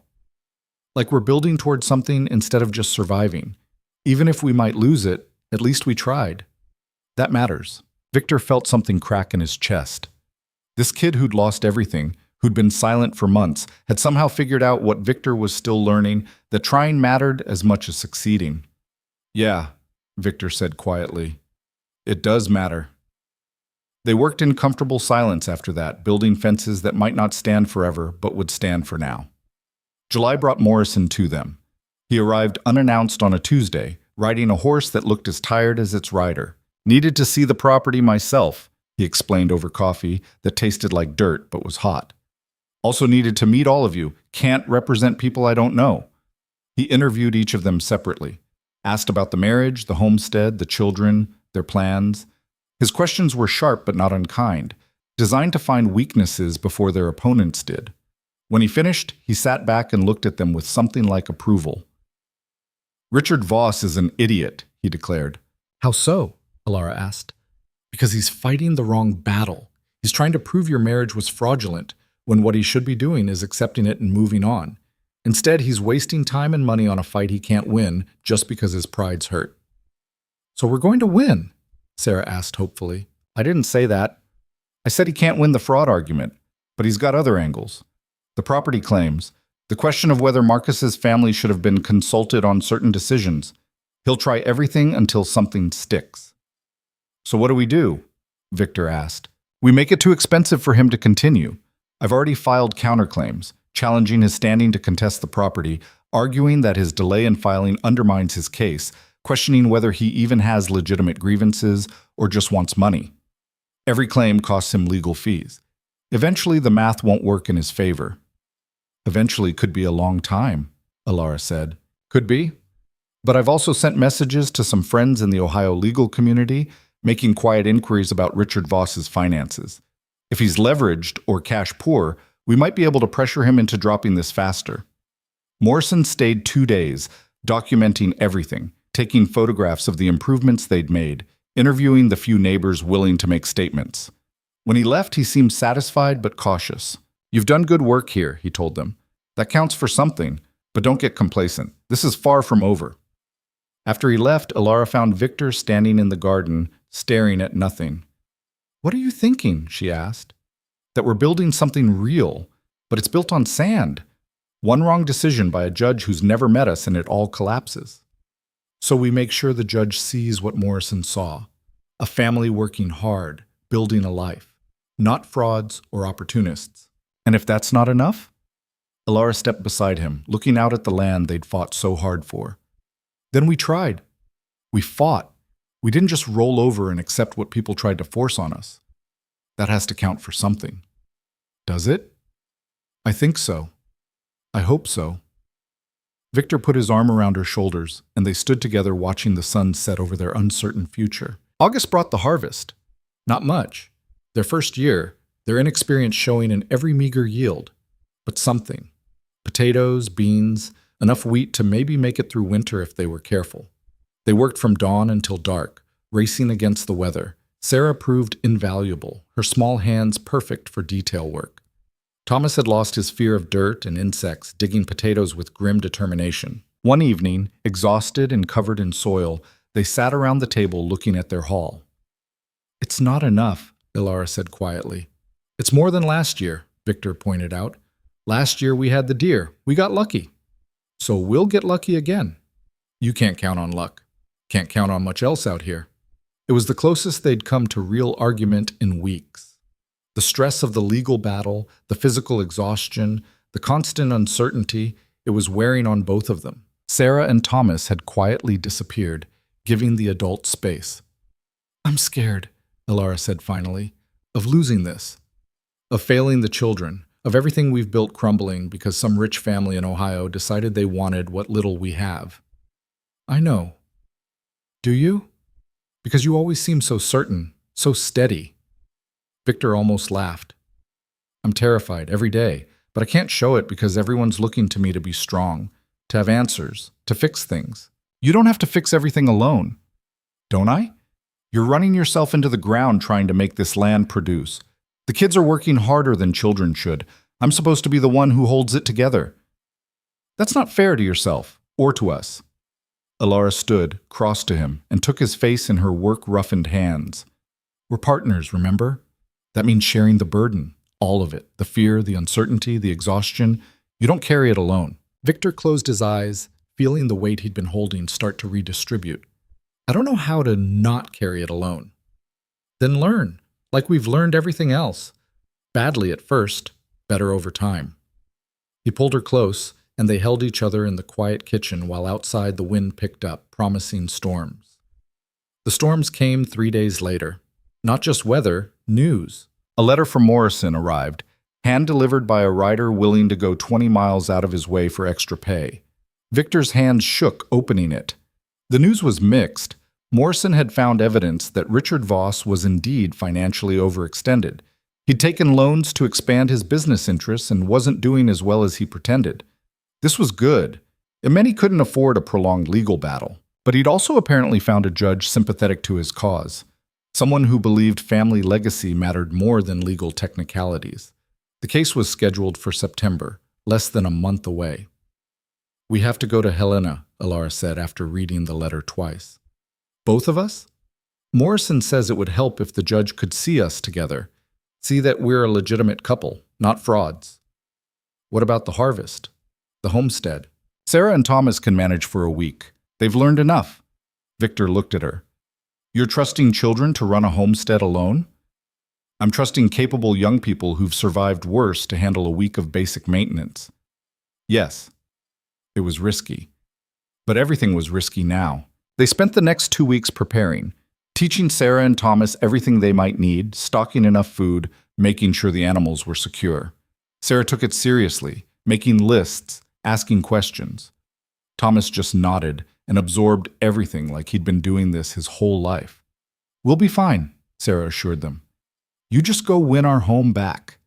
The confidence in her voice nearly broke Victor's heart. They left on a Monday, riding hard to make Helena in 4 days instead of the usual week.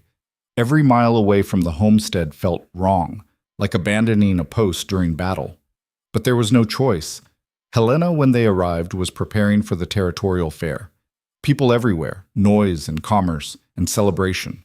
Victor and Alara moved through it like ghosts, focused only on reaching Morrison's office. The lawyer was ready for them. He'd prepared arguments, gathered documentation, and even found a few character witnesses, people who dealt with Victor and Alara and could vouch for their legitimacy. "The judge is named Harlan Curtis," Morrison explained. "He's old territory, been here since before statehood discussions. Conservative, values family and tradition. Richard Voss's lawyers have been working that angle hard."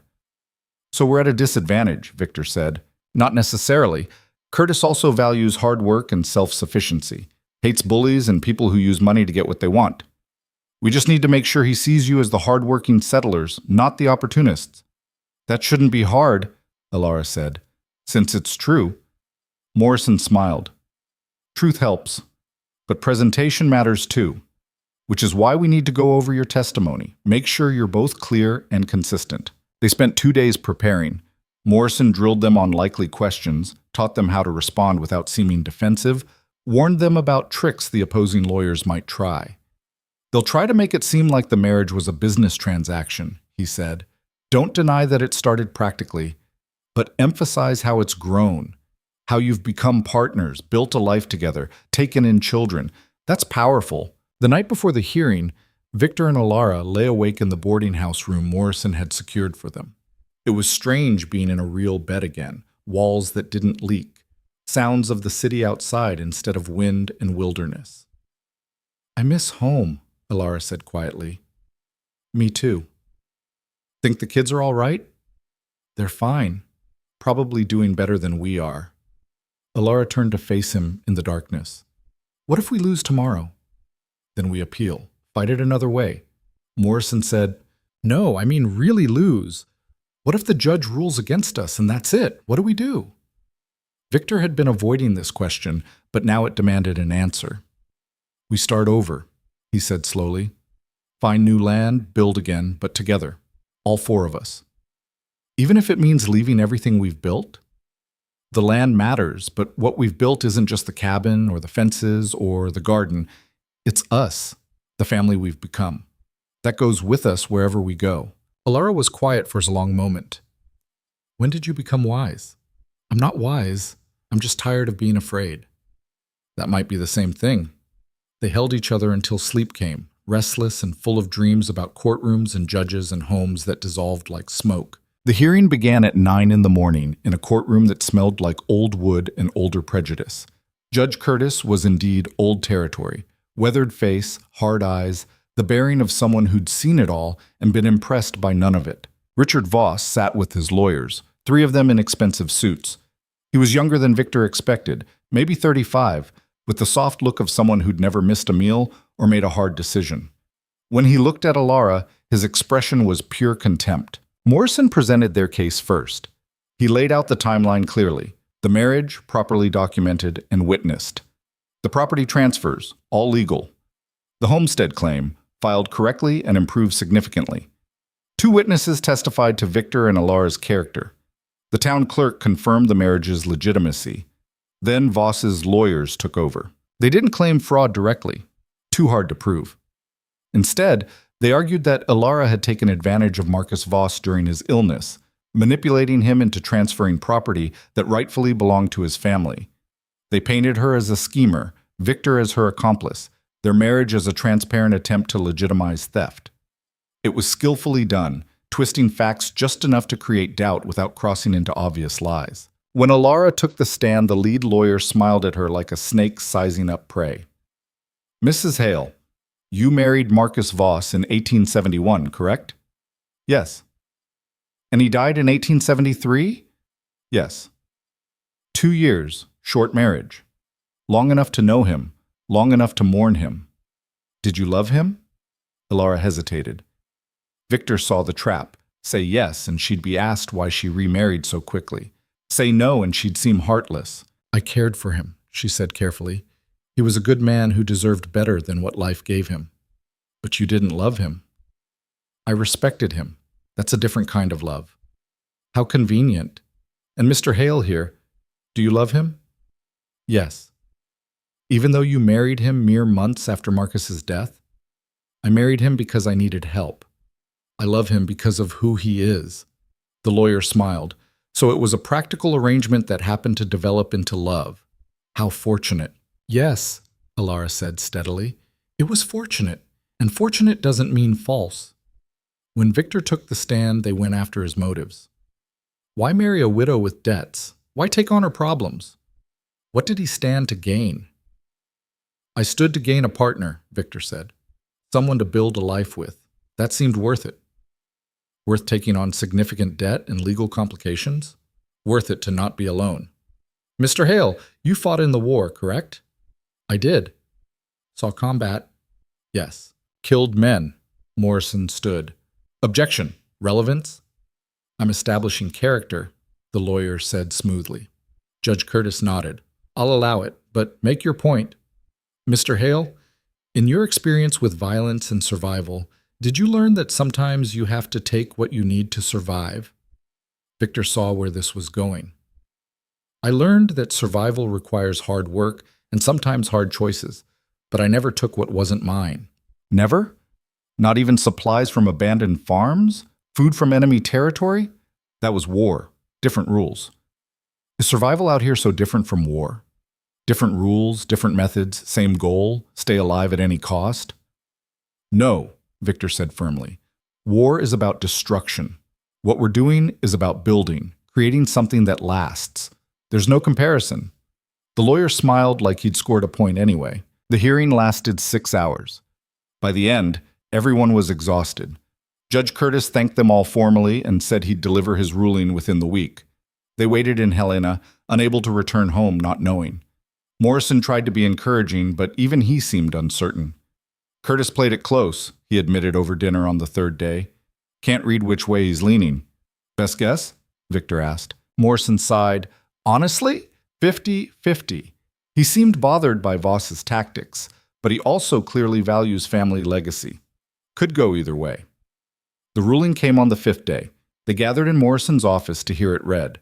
Judge Curtis had ruled in their favor, barely. He acknowledged that, while the circumstances of the marriage were unusual, there was no legal basis to claim fraud. The property transfers were legitimate. The homestead claim was valid.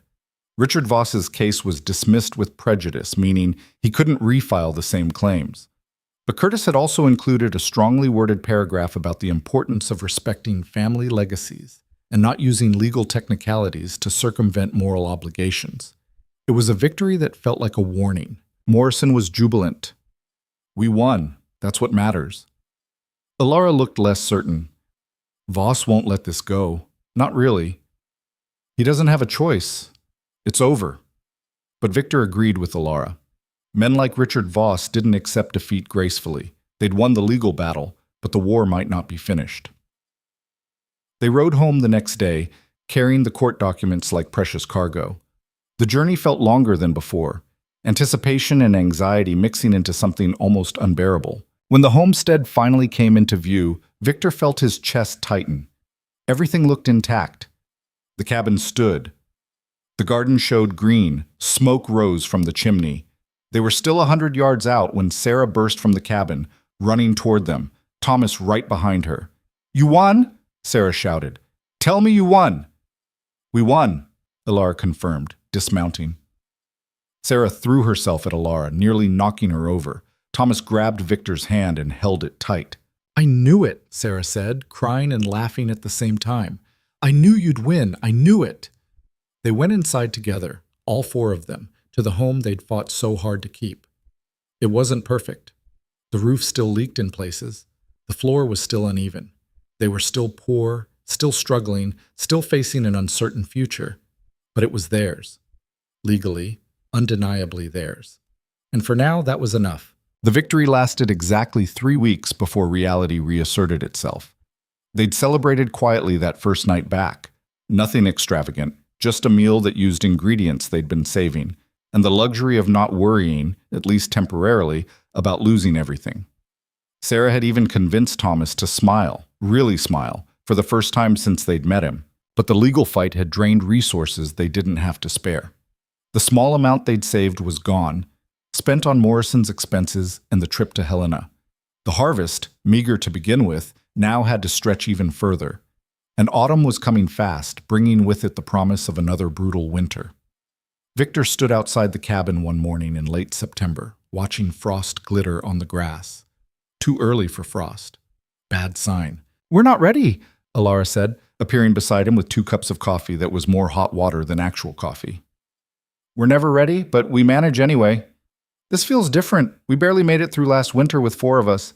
Now we're starting with less." She was right. The pantry told the story clearly. Not enough flour, not enough beans, not enough anything. They'd need another miracle, and miracles had a way of running out. "I could go back to trapping," Victor said. "Expand the lines, go further out." "You did that last year, nearly killed yourself doing it." "Got us through, though." "Barely." Alara sipped her coffee, grimaced at the taste. "We need a different approach. Something sustainable, not just desperate measures every time winter shows up." "I'm open to suggestions." Alara was quiet for a long moment, thinking. When she spoke, her voice was careful, like she was testing the idea even as she voiced it. "What if we weren't alone out here?" Victor frowned. "What do you mean?" "I mean, what if there were other families, neighbors close enough to trade with, help each other, share resources during hard times?" "You want to start a settlement?" "Not a settlement exactly, but maybe encourage a few other families to claim land nearby. Pool our knowledge, our labor. There's strength in numbers."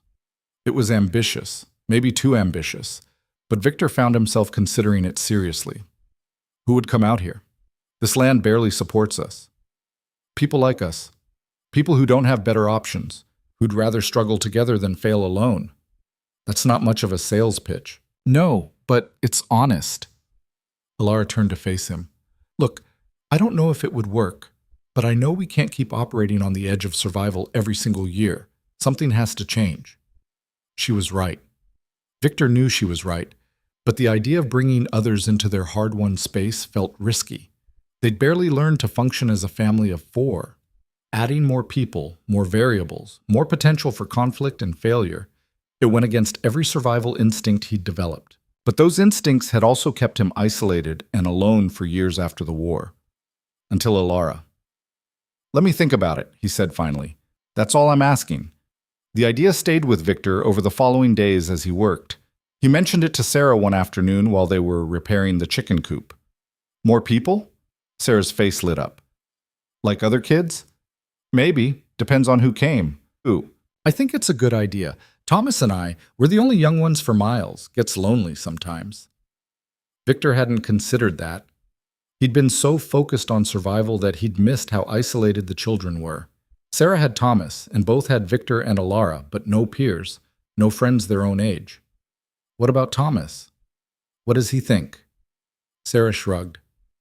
He doesn't say much, you know that, but I think he'd like it. He's been talking more lately. Having other people around might help. That evening, Victor brought it up with Thomas directly while they were feeding the animals. Your sister says you might like having neighbors. Thomas considered this while pouring feed for the chickens. Would they be nice people? We try to make sure of that. Then, yeah, I'd like it. He paused. It's hard being the only ones. Sometimes I forget there's a whole world out there. Other people living normal lives. This isn't normal? Thomas smiled slightly. This is better than normal, but it's still lonely. Out of the mouths of children. Victor was beginning to see the idea differently, not just as a survival strategy, but as something that might improve their quality of life, make them part of something larger than their small, struggling family. He found Alara in the garden, salvaging what she could before the next frost hit. I've been thinking about your idea, he said. And? I think we should try it, but carefully. We find 1 or 2 families willing to settle nearby. See how it works before we encourage more. Alara straightened, hope bright in her eyes. Really? Really? But we do it smart, screen people, make sure they understand what they're getting into. When do we start? Soon as we figure out how to survive this winter ourselves. Alara smiled. Fair enough. October brought the first real test. A cold snap hit hard and early, catching everyone unprepared. The garden died overnight. 3 of their chickens froze despite the shelter Victor had built. The water in the creek started forming ice along the edges. They bundled up, rationed harder, and worked frantically to weatherproof everything before the worst arrived. Victor rebuilt the chicken coop with better insulation. Alara preserved every scrap of food they had. Sarah and Thomas helped without complaint, their young faces serious with understanding. One night, huddled by the fire, Sarah asked the question they'd all been thinking. Are we going to make it? Victor looked at Alara. She looked back. The honest answer was uncertain, but uncertainty wasn't the same as hopeless. We're going to try, Alara said. That's all anyone can do. And if trying's not enough, then we tried anyway. That matters. Sarah nodded, accepting this with the resilience she'd developed too young. I'm glad we're trying together at least. Me too, Thomas added quietly. Victor felt something shift in his chest. They might fail, might lose everything despite their best efforts. But they wouldn't fail alone. And somehow that made the trying worthwhile. The stroke of luck came from an unexpected source. A rider appeared one morning in early November. Not threatening this time, just a weathered man on a tired horse, carrying a letter. From John Morrison, the rider said, handing it over. He paid extra for delivery this far out. Must be important. It was important. Morrison had news. Richard Voss had died. Heart failure, sudden and unexpected. And in dying, he'd created a situation his family apparently didn't want to continue. His widow and children had no interest in pursuing his vendetta against Alara. The lawyers had been paid off and dismissed. The entire matter was closed. More than that, Morrison had negotiated a small settlement, $200, the exact amount Cross had offered months ago, but without the requirement to admit fraud or give up anything. It was paid, Morrison wrote, as compensation for the Hale family's legal expenses and hardship. Victor read the letter 3 times before believing it. He's dead, he said. Alara took the letter, read it herself. All of it's over, really over. They told the children, who reacted with confused relief. This threat that had loomed over them for months had simply evaporated. No final battle. No dramatic confrontation, just death doing what death does, ending things without regard for anyone's plans. Is it wrong that I'm relieved he's dead? Sarah asked. No, Alara said. It's honest. He was trying to destroy us. Relief is natural, but he was still a person. Someone's father, maybe. Both things can be true. He could be someone's father and still be our enemy. Death doesn't erase that. It just ends it. The $200 arrived 2 weeks later, delivered by Morrison himself. The lawyer had ridden out to bring it personally, to make sure they understood the terms and to close the case officially. "You're free and clear," he told them, sitting at their rough table drinking actual coffee they'd splurged on with the advanced knowledge of money coming. "No more claims, no more threats. The property is yours legally and completely." "What do we owe you?" Victor asked.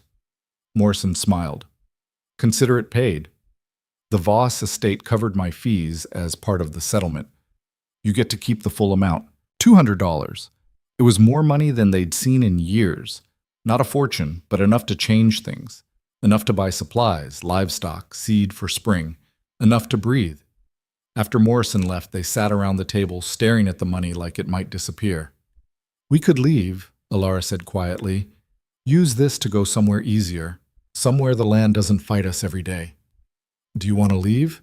Victor asked. Alara looked around the cabin. Rough walls they'd built themselves, a roof they'd repaired dozens of times, a floor that still wasn't level. Then she looked at Sarah and Thomas, at Victor, at the life they'd somehow constructed from nothing. "No," she said firmly. "I want to stay. I want to build on what we've started, even though it'll still be hard. Especially because it'll be hard. Because we've proven we can handle hard. And because this is ours in a way nowhere else would be." Victor felt the same. They could leave, start fresh somewhere with better soil and easier winters, but they'd be starting over as strangers again. Here, they had roots. Shallow roots maybe, but real ones. "Then we stay," he said, "and we use this money to make staying sustainable." They spent 2 days planning how to use the windfall. The discussions were intense. Every dollar counted, every decision mattered. But they were good discussions, partnership in action. They decided to spend half on immediate needs, food stores, tools, livestock. The other half they'd save for emergencies and for spring expansion. If they were going to encourage others to settle nearby, they needed to demonstrate it was possible to not just survive, but actually build something. Victor made a trip to the settlement to purchase supplies. He came back with flour, salt, coffee, a pregnant sow, more chickens, and a young bull calf that would eventually service their cow. Real investments in the future. Alara used some of the money to buy seeds, not just survival crops, but things that might actually sell if they produced surplus. Vegetables that could be preserved, herbs that had value in trade. They also hired a carpenter from the settlement to help Victor add a proper second floor to the cabin. The expansion took 3 weeks, but transformed their living space. Sarah and Thomas got a real bedroom upstairs. Victor and Alara finally had privacy on the ground floor. "It's almost civilized," Alara said, standing in their new bedroom, barely more than a closet with a bed, but theirs alone. "Almost," Victor agreed. That night, in their private space for the first time, they made love like married people who actually chose each other, not just two people who'd agreed to survive together. The difference mattered. Afterward, lying in the dark, Alara spoke softly. "I never thought I'd be happy again. After Marcus died, after the town turned on me, I thought happiness was over. Just survival from then on. And now? Now I'm happy. Not every minute, we're still struggling, still fighting for everything. But underneath all that, I'm happy. With you. With this life we're building." Victor pulled her closer. "Me too. I spent years after the war thinking I was broken, that the best I could hope for was making it to the next day. But you changed that. We changed each other. Yeah, we did. December came, and with it the winter they'd been dreading. But this time they were prepared. The cabin was insulated, the food stores were full, the animals were sheltered properly. When the first blizzard hit, they weathered it without panic. Sarah and Thomas had transformed over the months. Sarah was becoming a young woman, capable and confident. She'd started teaching herself to read better using an old primer they'd found, and she practiced her letters every evening by firelight. Thomas talked now, not constantly, but regularly. He still had quiet days, but they were thoughtful quiet rather than traumatized silence. He'd started helping Victor with planning, offering ideas about how to improve things. "We should dig a root cellar," he suggested one day. "A real one, deep enough that things won't freeze. Then we could store more for winter." It was a good idea. They added it to the list of projects for spring. Christmas that year was simple, but real. They had no decorations, no gifts beyond things they'd made themselves. But they had enough food to make a proper meal. Sarah had sewn handkerchiefs for everyone. Thomas had carved simple wooden animals. Victor had built Sarah a small bookshelf. Alara had made Thomas a warm hat. They sat around the table, this makeshift family, and shared a meal that wasn't just about survival. For once, they weren't counting portions or worrying about tomorrow. They were just together. "I want to say something," Sarah announced, standing up with the seriousness of a much older person. "When Thomas and I lost our parents, we thought that was the end of everything good. We were wrong. You two gave us a new start, a new family, and I'm grateful for that every single day." She sat down quickly, embarrassed by her own emotion. Thomas nodded in agreement, not trusting himself to speak. Alara's eyes were wet. "You two gave us something too, a reason to build instead of just survive. You made us into a real family." Victor raised his cup of watered-down cider. "To family, the one we chose and the one that chose us." They drank to that, and to the future they were building together. January brought the letter they'd been waiting for. Word had spread about their homestead, about the family that had fought the law and won, about the land they were making productive against all odds. A family from Iowa, husband, wife, 3 young children, had written asking about settling nearby. "They want to know if we'd help them get started," Alara read from the letter. "Advice, maybe some shared labor. They have some money saved, but not much experience." "Sounds familiar," Victor said. "Do we help them?" It was the question they'd been building toward for months. They could say no, keep their resources to themselves, maintain their isolation, or they could take a risk on something bigger. "We help them," Victor decided, "but we're honest about how hard it is. No false promises." They wrote back, laying out the reality clearly. The soil was poor. The winters were brutal. Success required constant work and frequent luck. But if they were willing to try, Victor and Alara would help however they could. The Iowa family arrived in March, just as the snow was finally melting. Their name was Jensen, Carl and Martha, with children aged 7, 5, and 3. They looked terrified and hopeful in equal measure. Victor and Alara helped them file a claim on land 2 miles south, close enough for cooperation, far enough for independence. Then they helped them build a basic cabin using lessons learned from their own mistakes. The work was hard, made harder by teaching while doing, but it felt right. Carl was willing to learn. Martha had farming experience they desperately needed. The children gave Sarah and Thomas playmates for the first time in over a year. By the time the cabin was up, both families were exhausted but connected. They'd formed the beginning of what Alara had envisioned, a community of people choosing to help each other rather than struggle alone. "There'll be more," Martha predicted one evening, watching the children play together. "Word spreads. People will hear there's a place where you can make a go of it if you're willing to work." "Is that what we're becoming?" Carl asked. "A destination?" "Maybe," Victor said. "Or maybe just a group of people stubborn enough to stay." Spring planting that year was different. 2 families working together, sharing knowledge and labor. When Victor's plow broke, Carl had the tools to fix it. When Martha's seeds failed to sprout, Alara had extras. The cooperation wasn't always smooth. They disagreed on methods, on priorities, on timing, but they worked through it. By summer, a 3rd family had arrived, then a 4th. Not a town, not yet, but the beginning of something. Victor stood on a hill one evening in July, looking down at the scattered homesteads. Smoke rose from multiple chimneys. Children played in the creek that had nearly killed Sarah.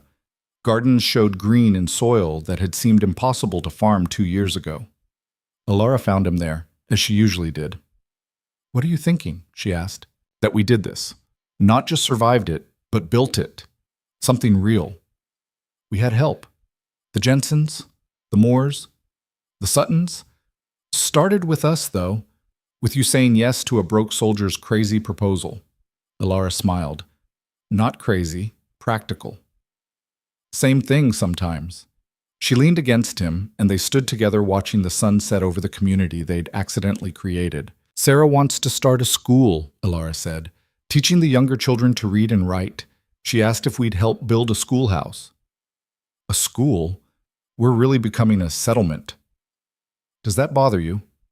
Victor considered. He'd spent years avoiding people, avoiding connections. avoiding anything that required trust or vulnerability. Now he was at the center of a growing community. "No," he said honestly. "It doesn't bother me. It feels right." Construction on the schoolhouse began in August. It was a community effort, every family contributing labor or materials or both. The building was simple, just one room with rough benches and a slate board, but it represented something larger. The day it opened, 15 children showed up. Sarah stood at the front, nervous but determined, with books they'd pooled together and lessons she'd prepared. Thomas had volunteered to help, teaching the younger children their letters, while Sarah worked with the older ones. Watching him patiently guide a 6-year-old through the alphabet, Victor felt pride so sharp it hurt. These children who'd lost everything had become teachers, leaders, people who gave to others instead of just taking what they needed to survive. That night, Victor found Alara crying quietly outside the cabin. "What's wrong?" he asked, alarmed. "Nothing's wrong." She wiped her eyes. "Everything's right. That's the problem. I keep waiting for it to fall apart, for something to go wrong. But it just keeps getting better." "That scares you." "Terrifies me. We've been in survival mode so long, I don't know how to just live." Victor understood. He felt it too. The constant vigilance, the expectation of disaster, the inability to trust good things to last. "Maybe we learn together," he said. "Like we learned everything else. Badly at first, better over time." Alara laughed through her tears. "You're using my own words against me." "They were good words." She leaned into him. "I love you, Victor Hale. I need you to know that. Not just grateful love or partnership love, real love, the kind that's permanent." "I know. I love you too.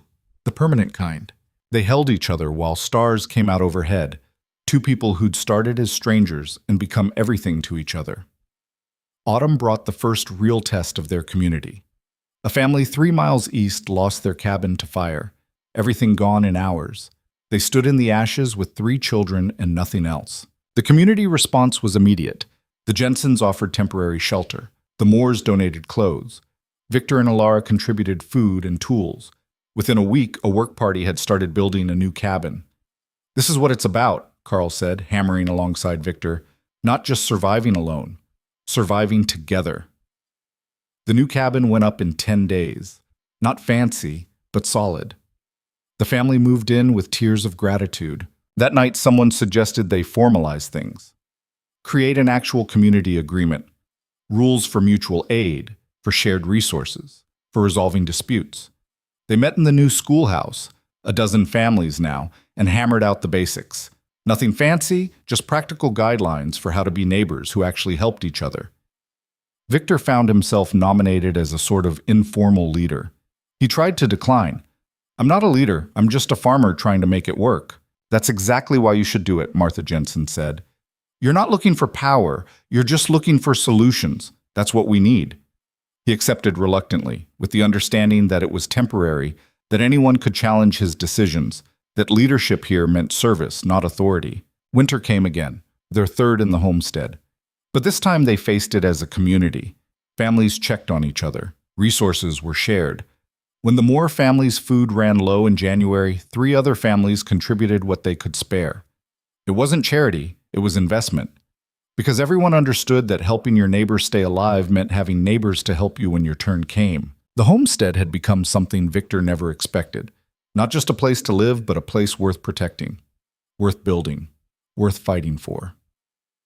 In February, on the anniversary of the day Victor had found Sarah and Thomas freezing in the woods, they had a quiet celebration.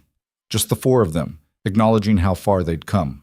2 years, Sarah said, looking around their cabin with its 2 floors, its full pantry, its signs of permanence. 2 years ago we were dying. Now we're living. Now we're thriving, Thomas corrected. Big word, Alara teased. Sarah's been teaching me big words. He smiled. But it's true. We're not just getting by anymore. We're actually building something that'll last. Think it will last? Sarah asked. Really? Victor looked at Alara. She looked back. They both knew nothing was certain. Fire, disease, drought, another legal challenge. Any number of things could still destroy what they'd built. But uncertainty wasn't the same as hopelessness. I think we'll fight to make it last, Victor said. That's all anyone can promise. I'll take it, Sarah decided. Spring came early that year, as if apologizing for previous harshness. The snow melted fast, the creek ran full. The land seemed almost eager to cooperate. Planting was a community affair now. Families shared seeds, shared equipment, shared knowledge. What one person had learned through failure could save another from the same mistake. The harvests that fall were better than anyone expected.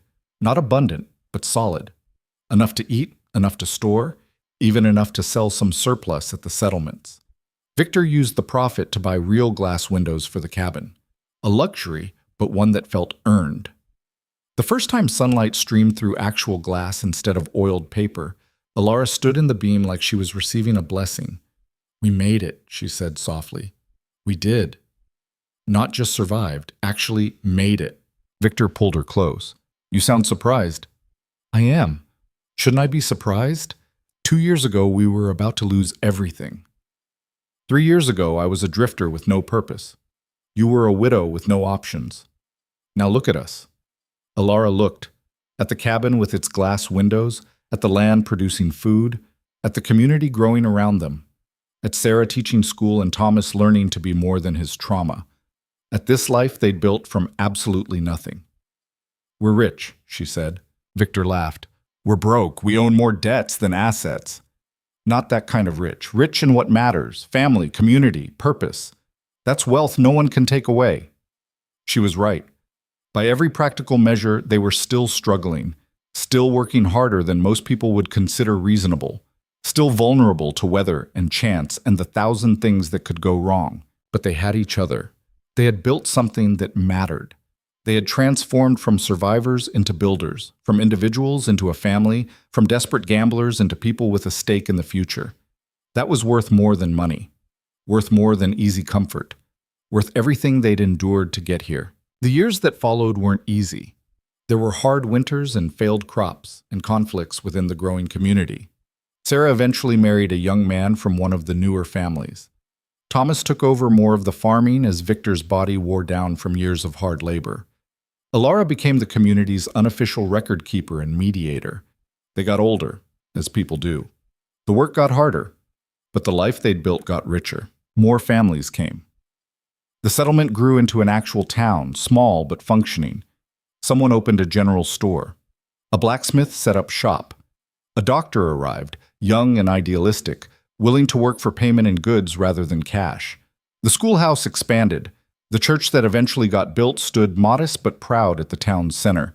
Roads connected them to other settlements, to markets, to the wider world they'd once been so isolated from. Through it all, Victor and Alara remained at the heart of things. Not as leaders exactly, but as the original risk-takers. The ones who'd proven it could be done. On their 10th anniversary, measured from that first proposal in a muddy street in Sweetwater, they stood together on the same hill where Victor had first looked down at their struggling homestead. The view had changed. Where once there'd been one rough cabin, now there were dozens. Where there'd been barren land, now fields produced crops.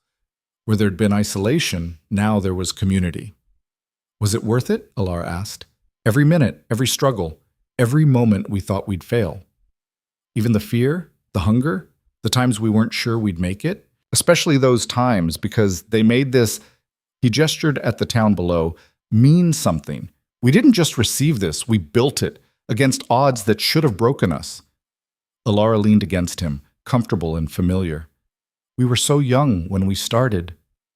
We were desperate." That too. Desperate and stupid and impossibly stubborn. Victor smiled.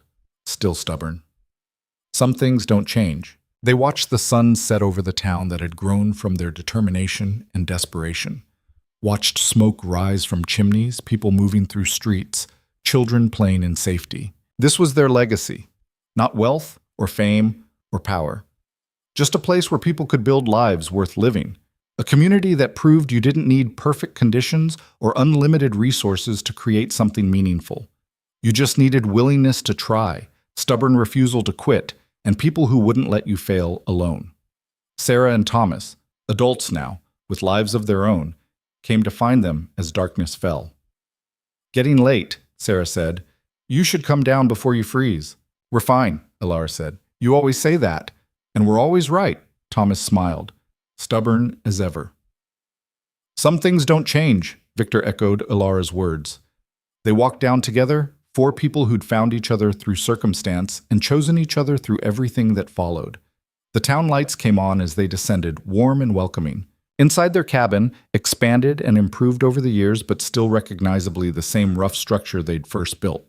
They settled in for the evening. The same routine they'd followed for a decade. Simple, familiar, sufficient. Victor looked at Ilara across the table where they'd shared thousands of meals, made hundreds of decisions, built a life one choice at a time. No regrets? He asked. None. You? Not one. It was true. They'd suffered, struggled, nearly failed more times than he could count, but they'd also built something that would outlast them. A family. A community. A life that mattered. That was the thing about choosing to build instead of just survive.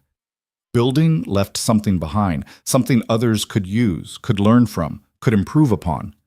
They'd started with nothing but desperation and a willingness to try. They'd ended with everything that actually mattered. Outside, the town settled into evening.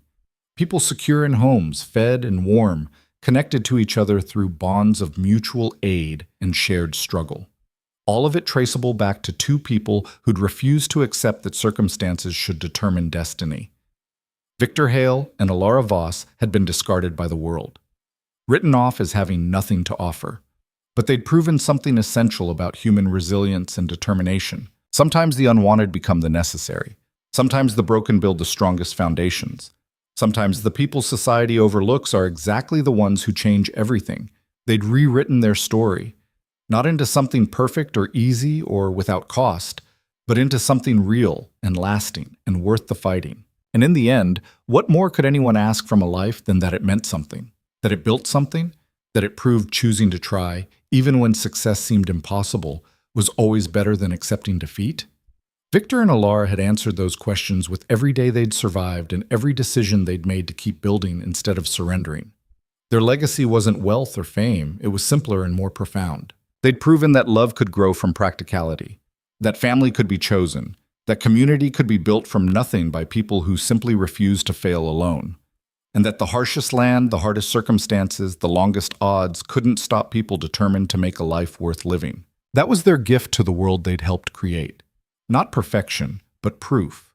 Proof that starting with nothing didn't mean ending with nothing. Proof that choosing each other, choosing to build, choosing to try even when trying seemed futile, that those choices mattered. They transformed from survivors into builders, from desperate strangers into a family that would endure, from victims of circumstance into architects of their own destiny. And in doing so, they'd given everyone watching, everyone struggling, everyone afraid, everyone unsure if trying was worth the risk, permission to hope. Because if two discarded people could build a life from Montana dust and stubborn determination, then maybe anyone could. Maybe circumstance didn't have to be destiny. Maybe choosing to fight for what you wanted, even when the odds were terrible, was always the right choice. That was the truth Victor and Ilara had proven with their lives. Not that winning was guaranteed, but that trying was always worth it.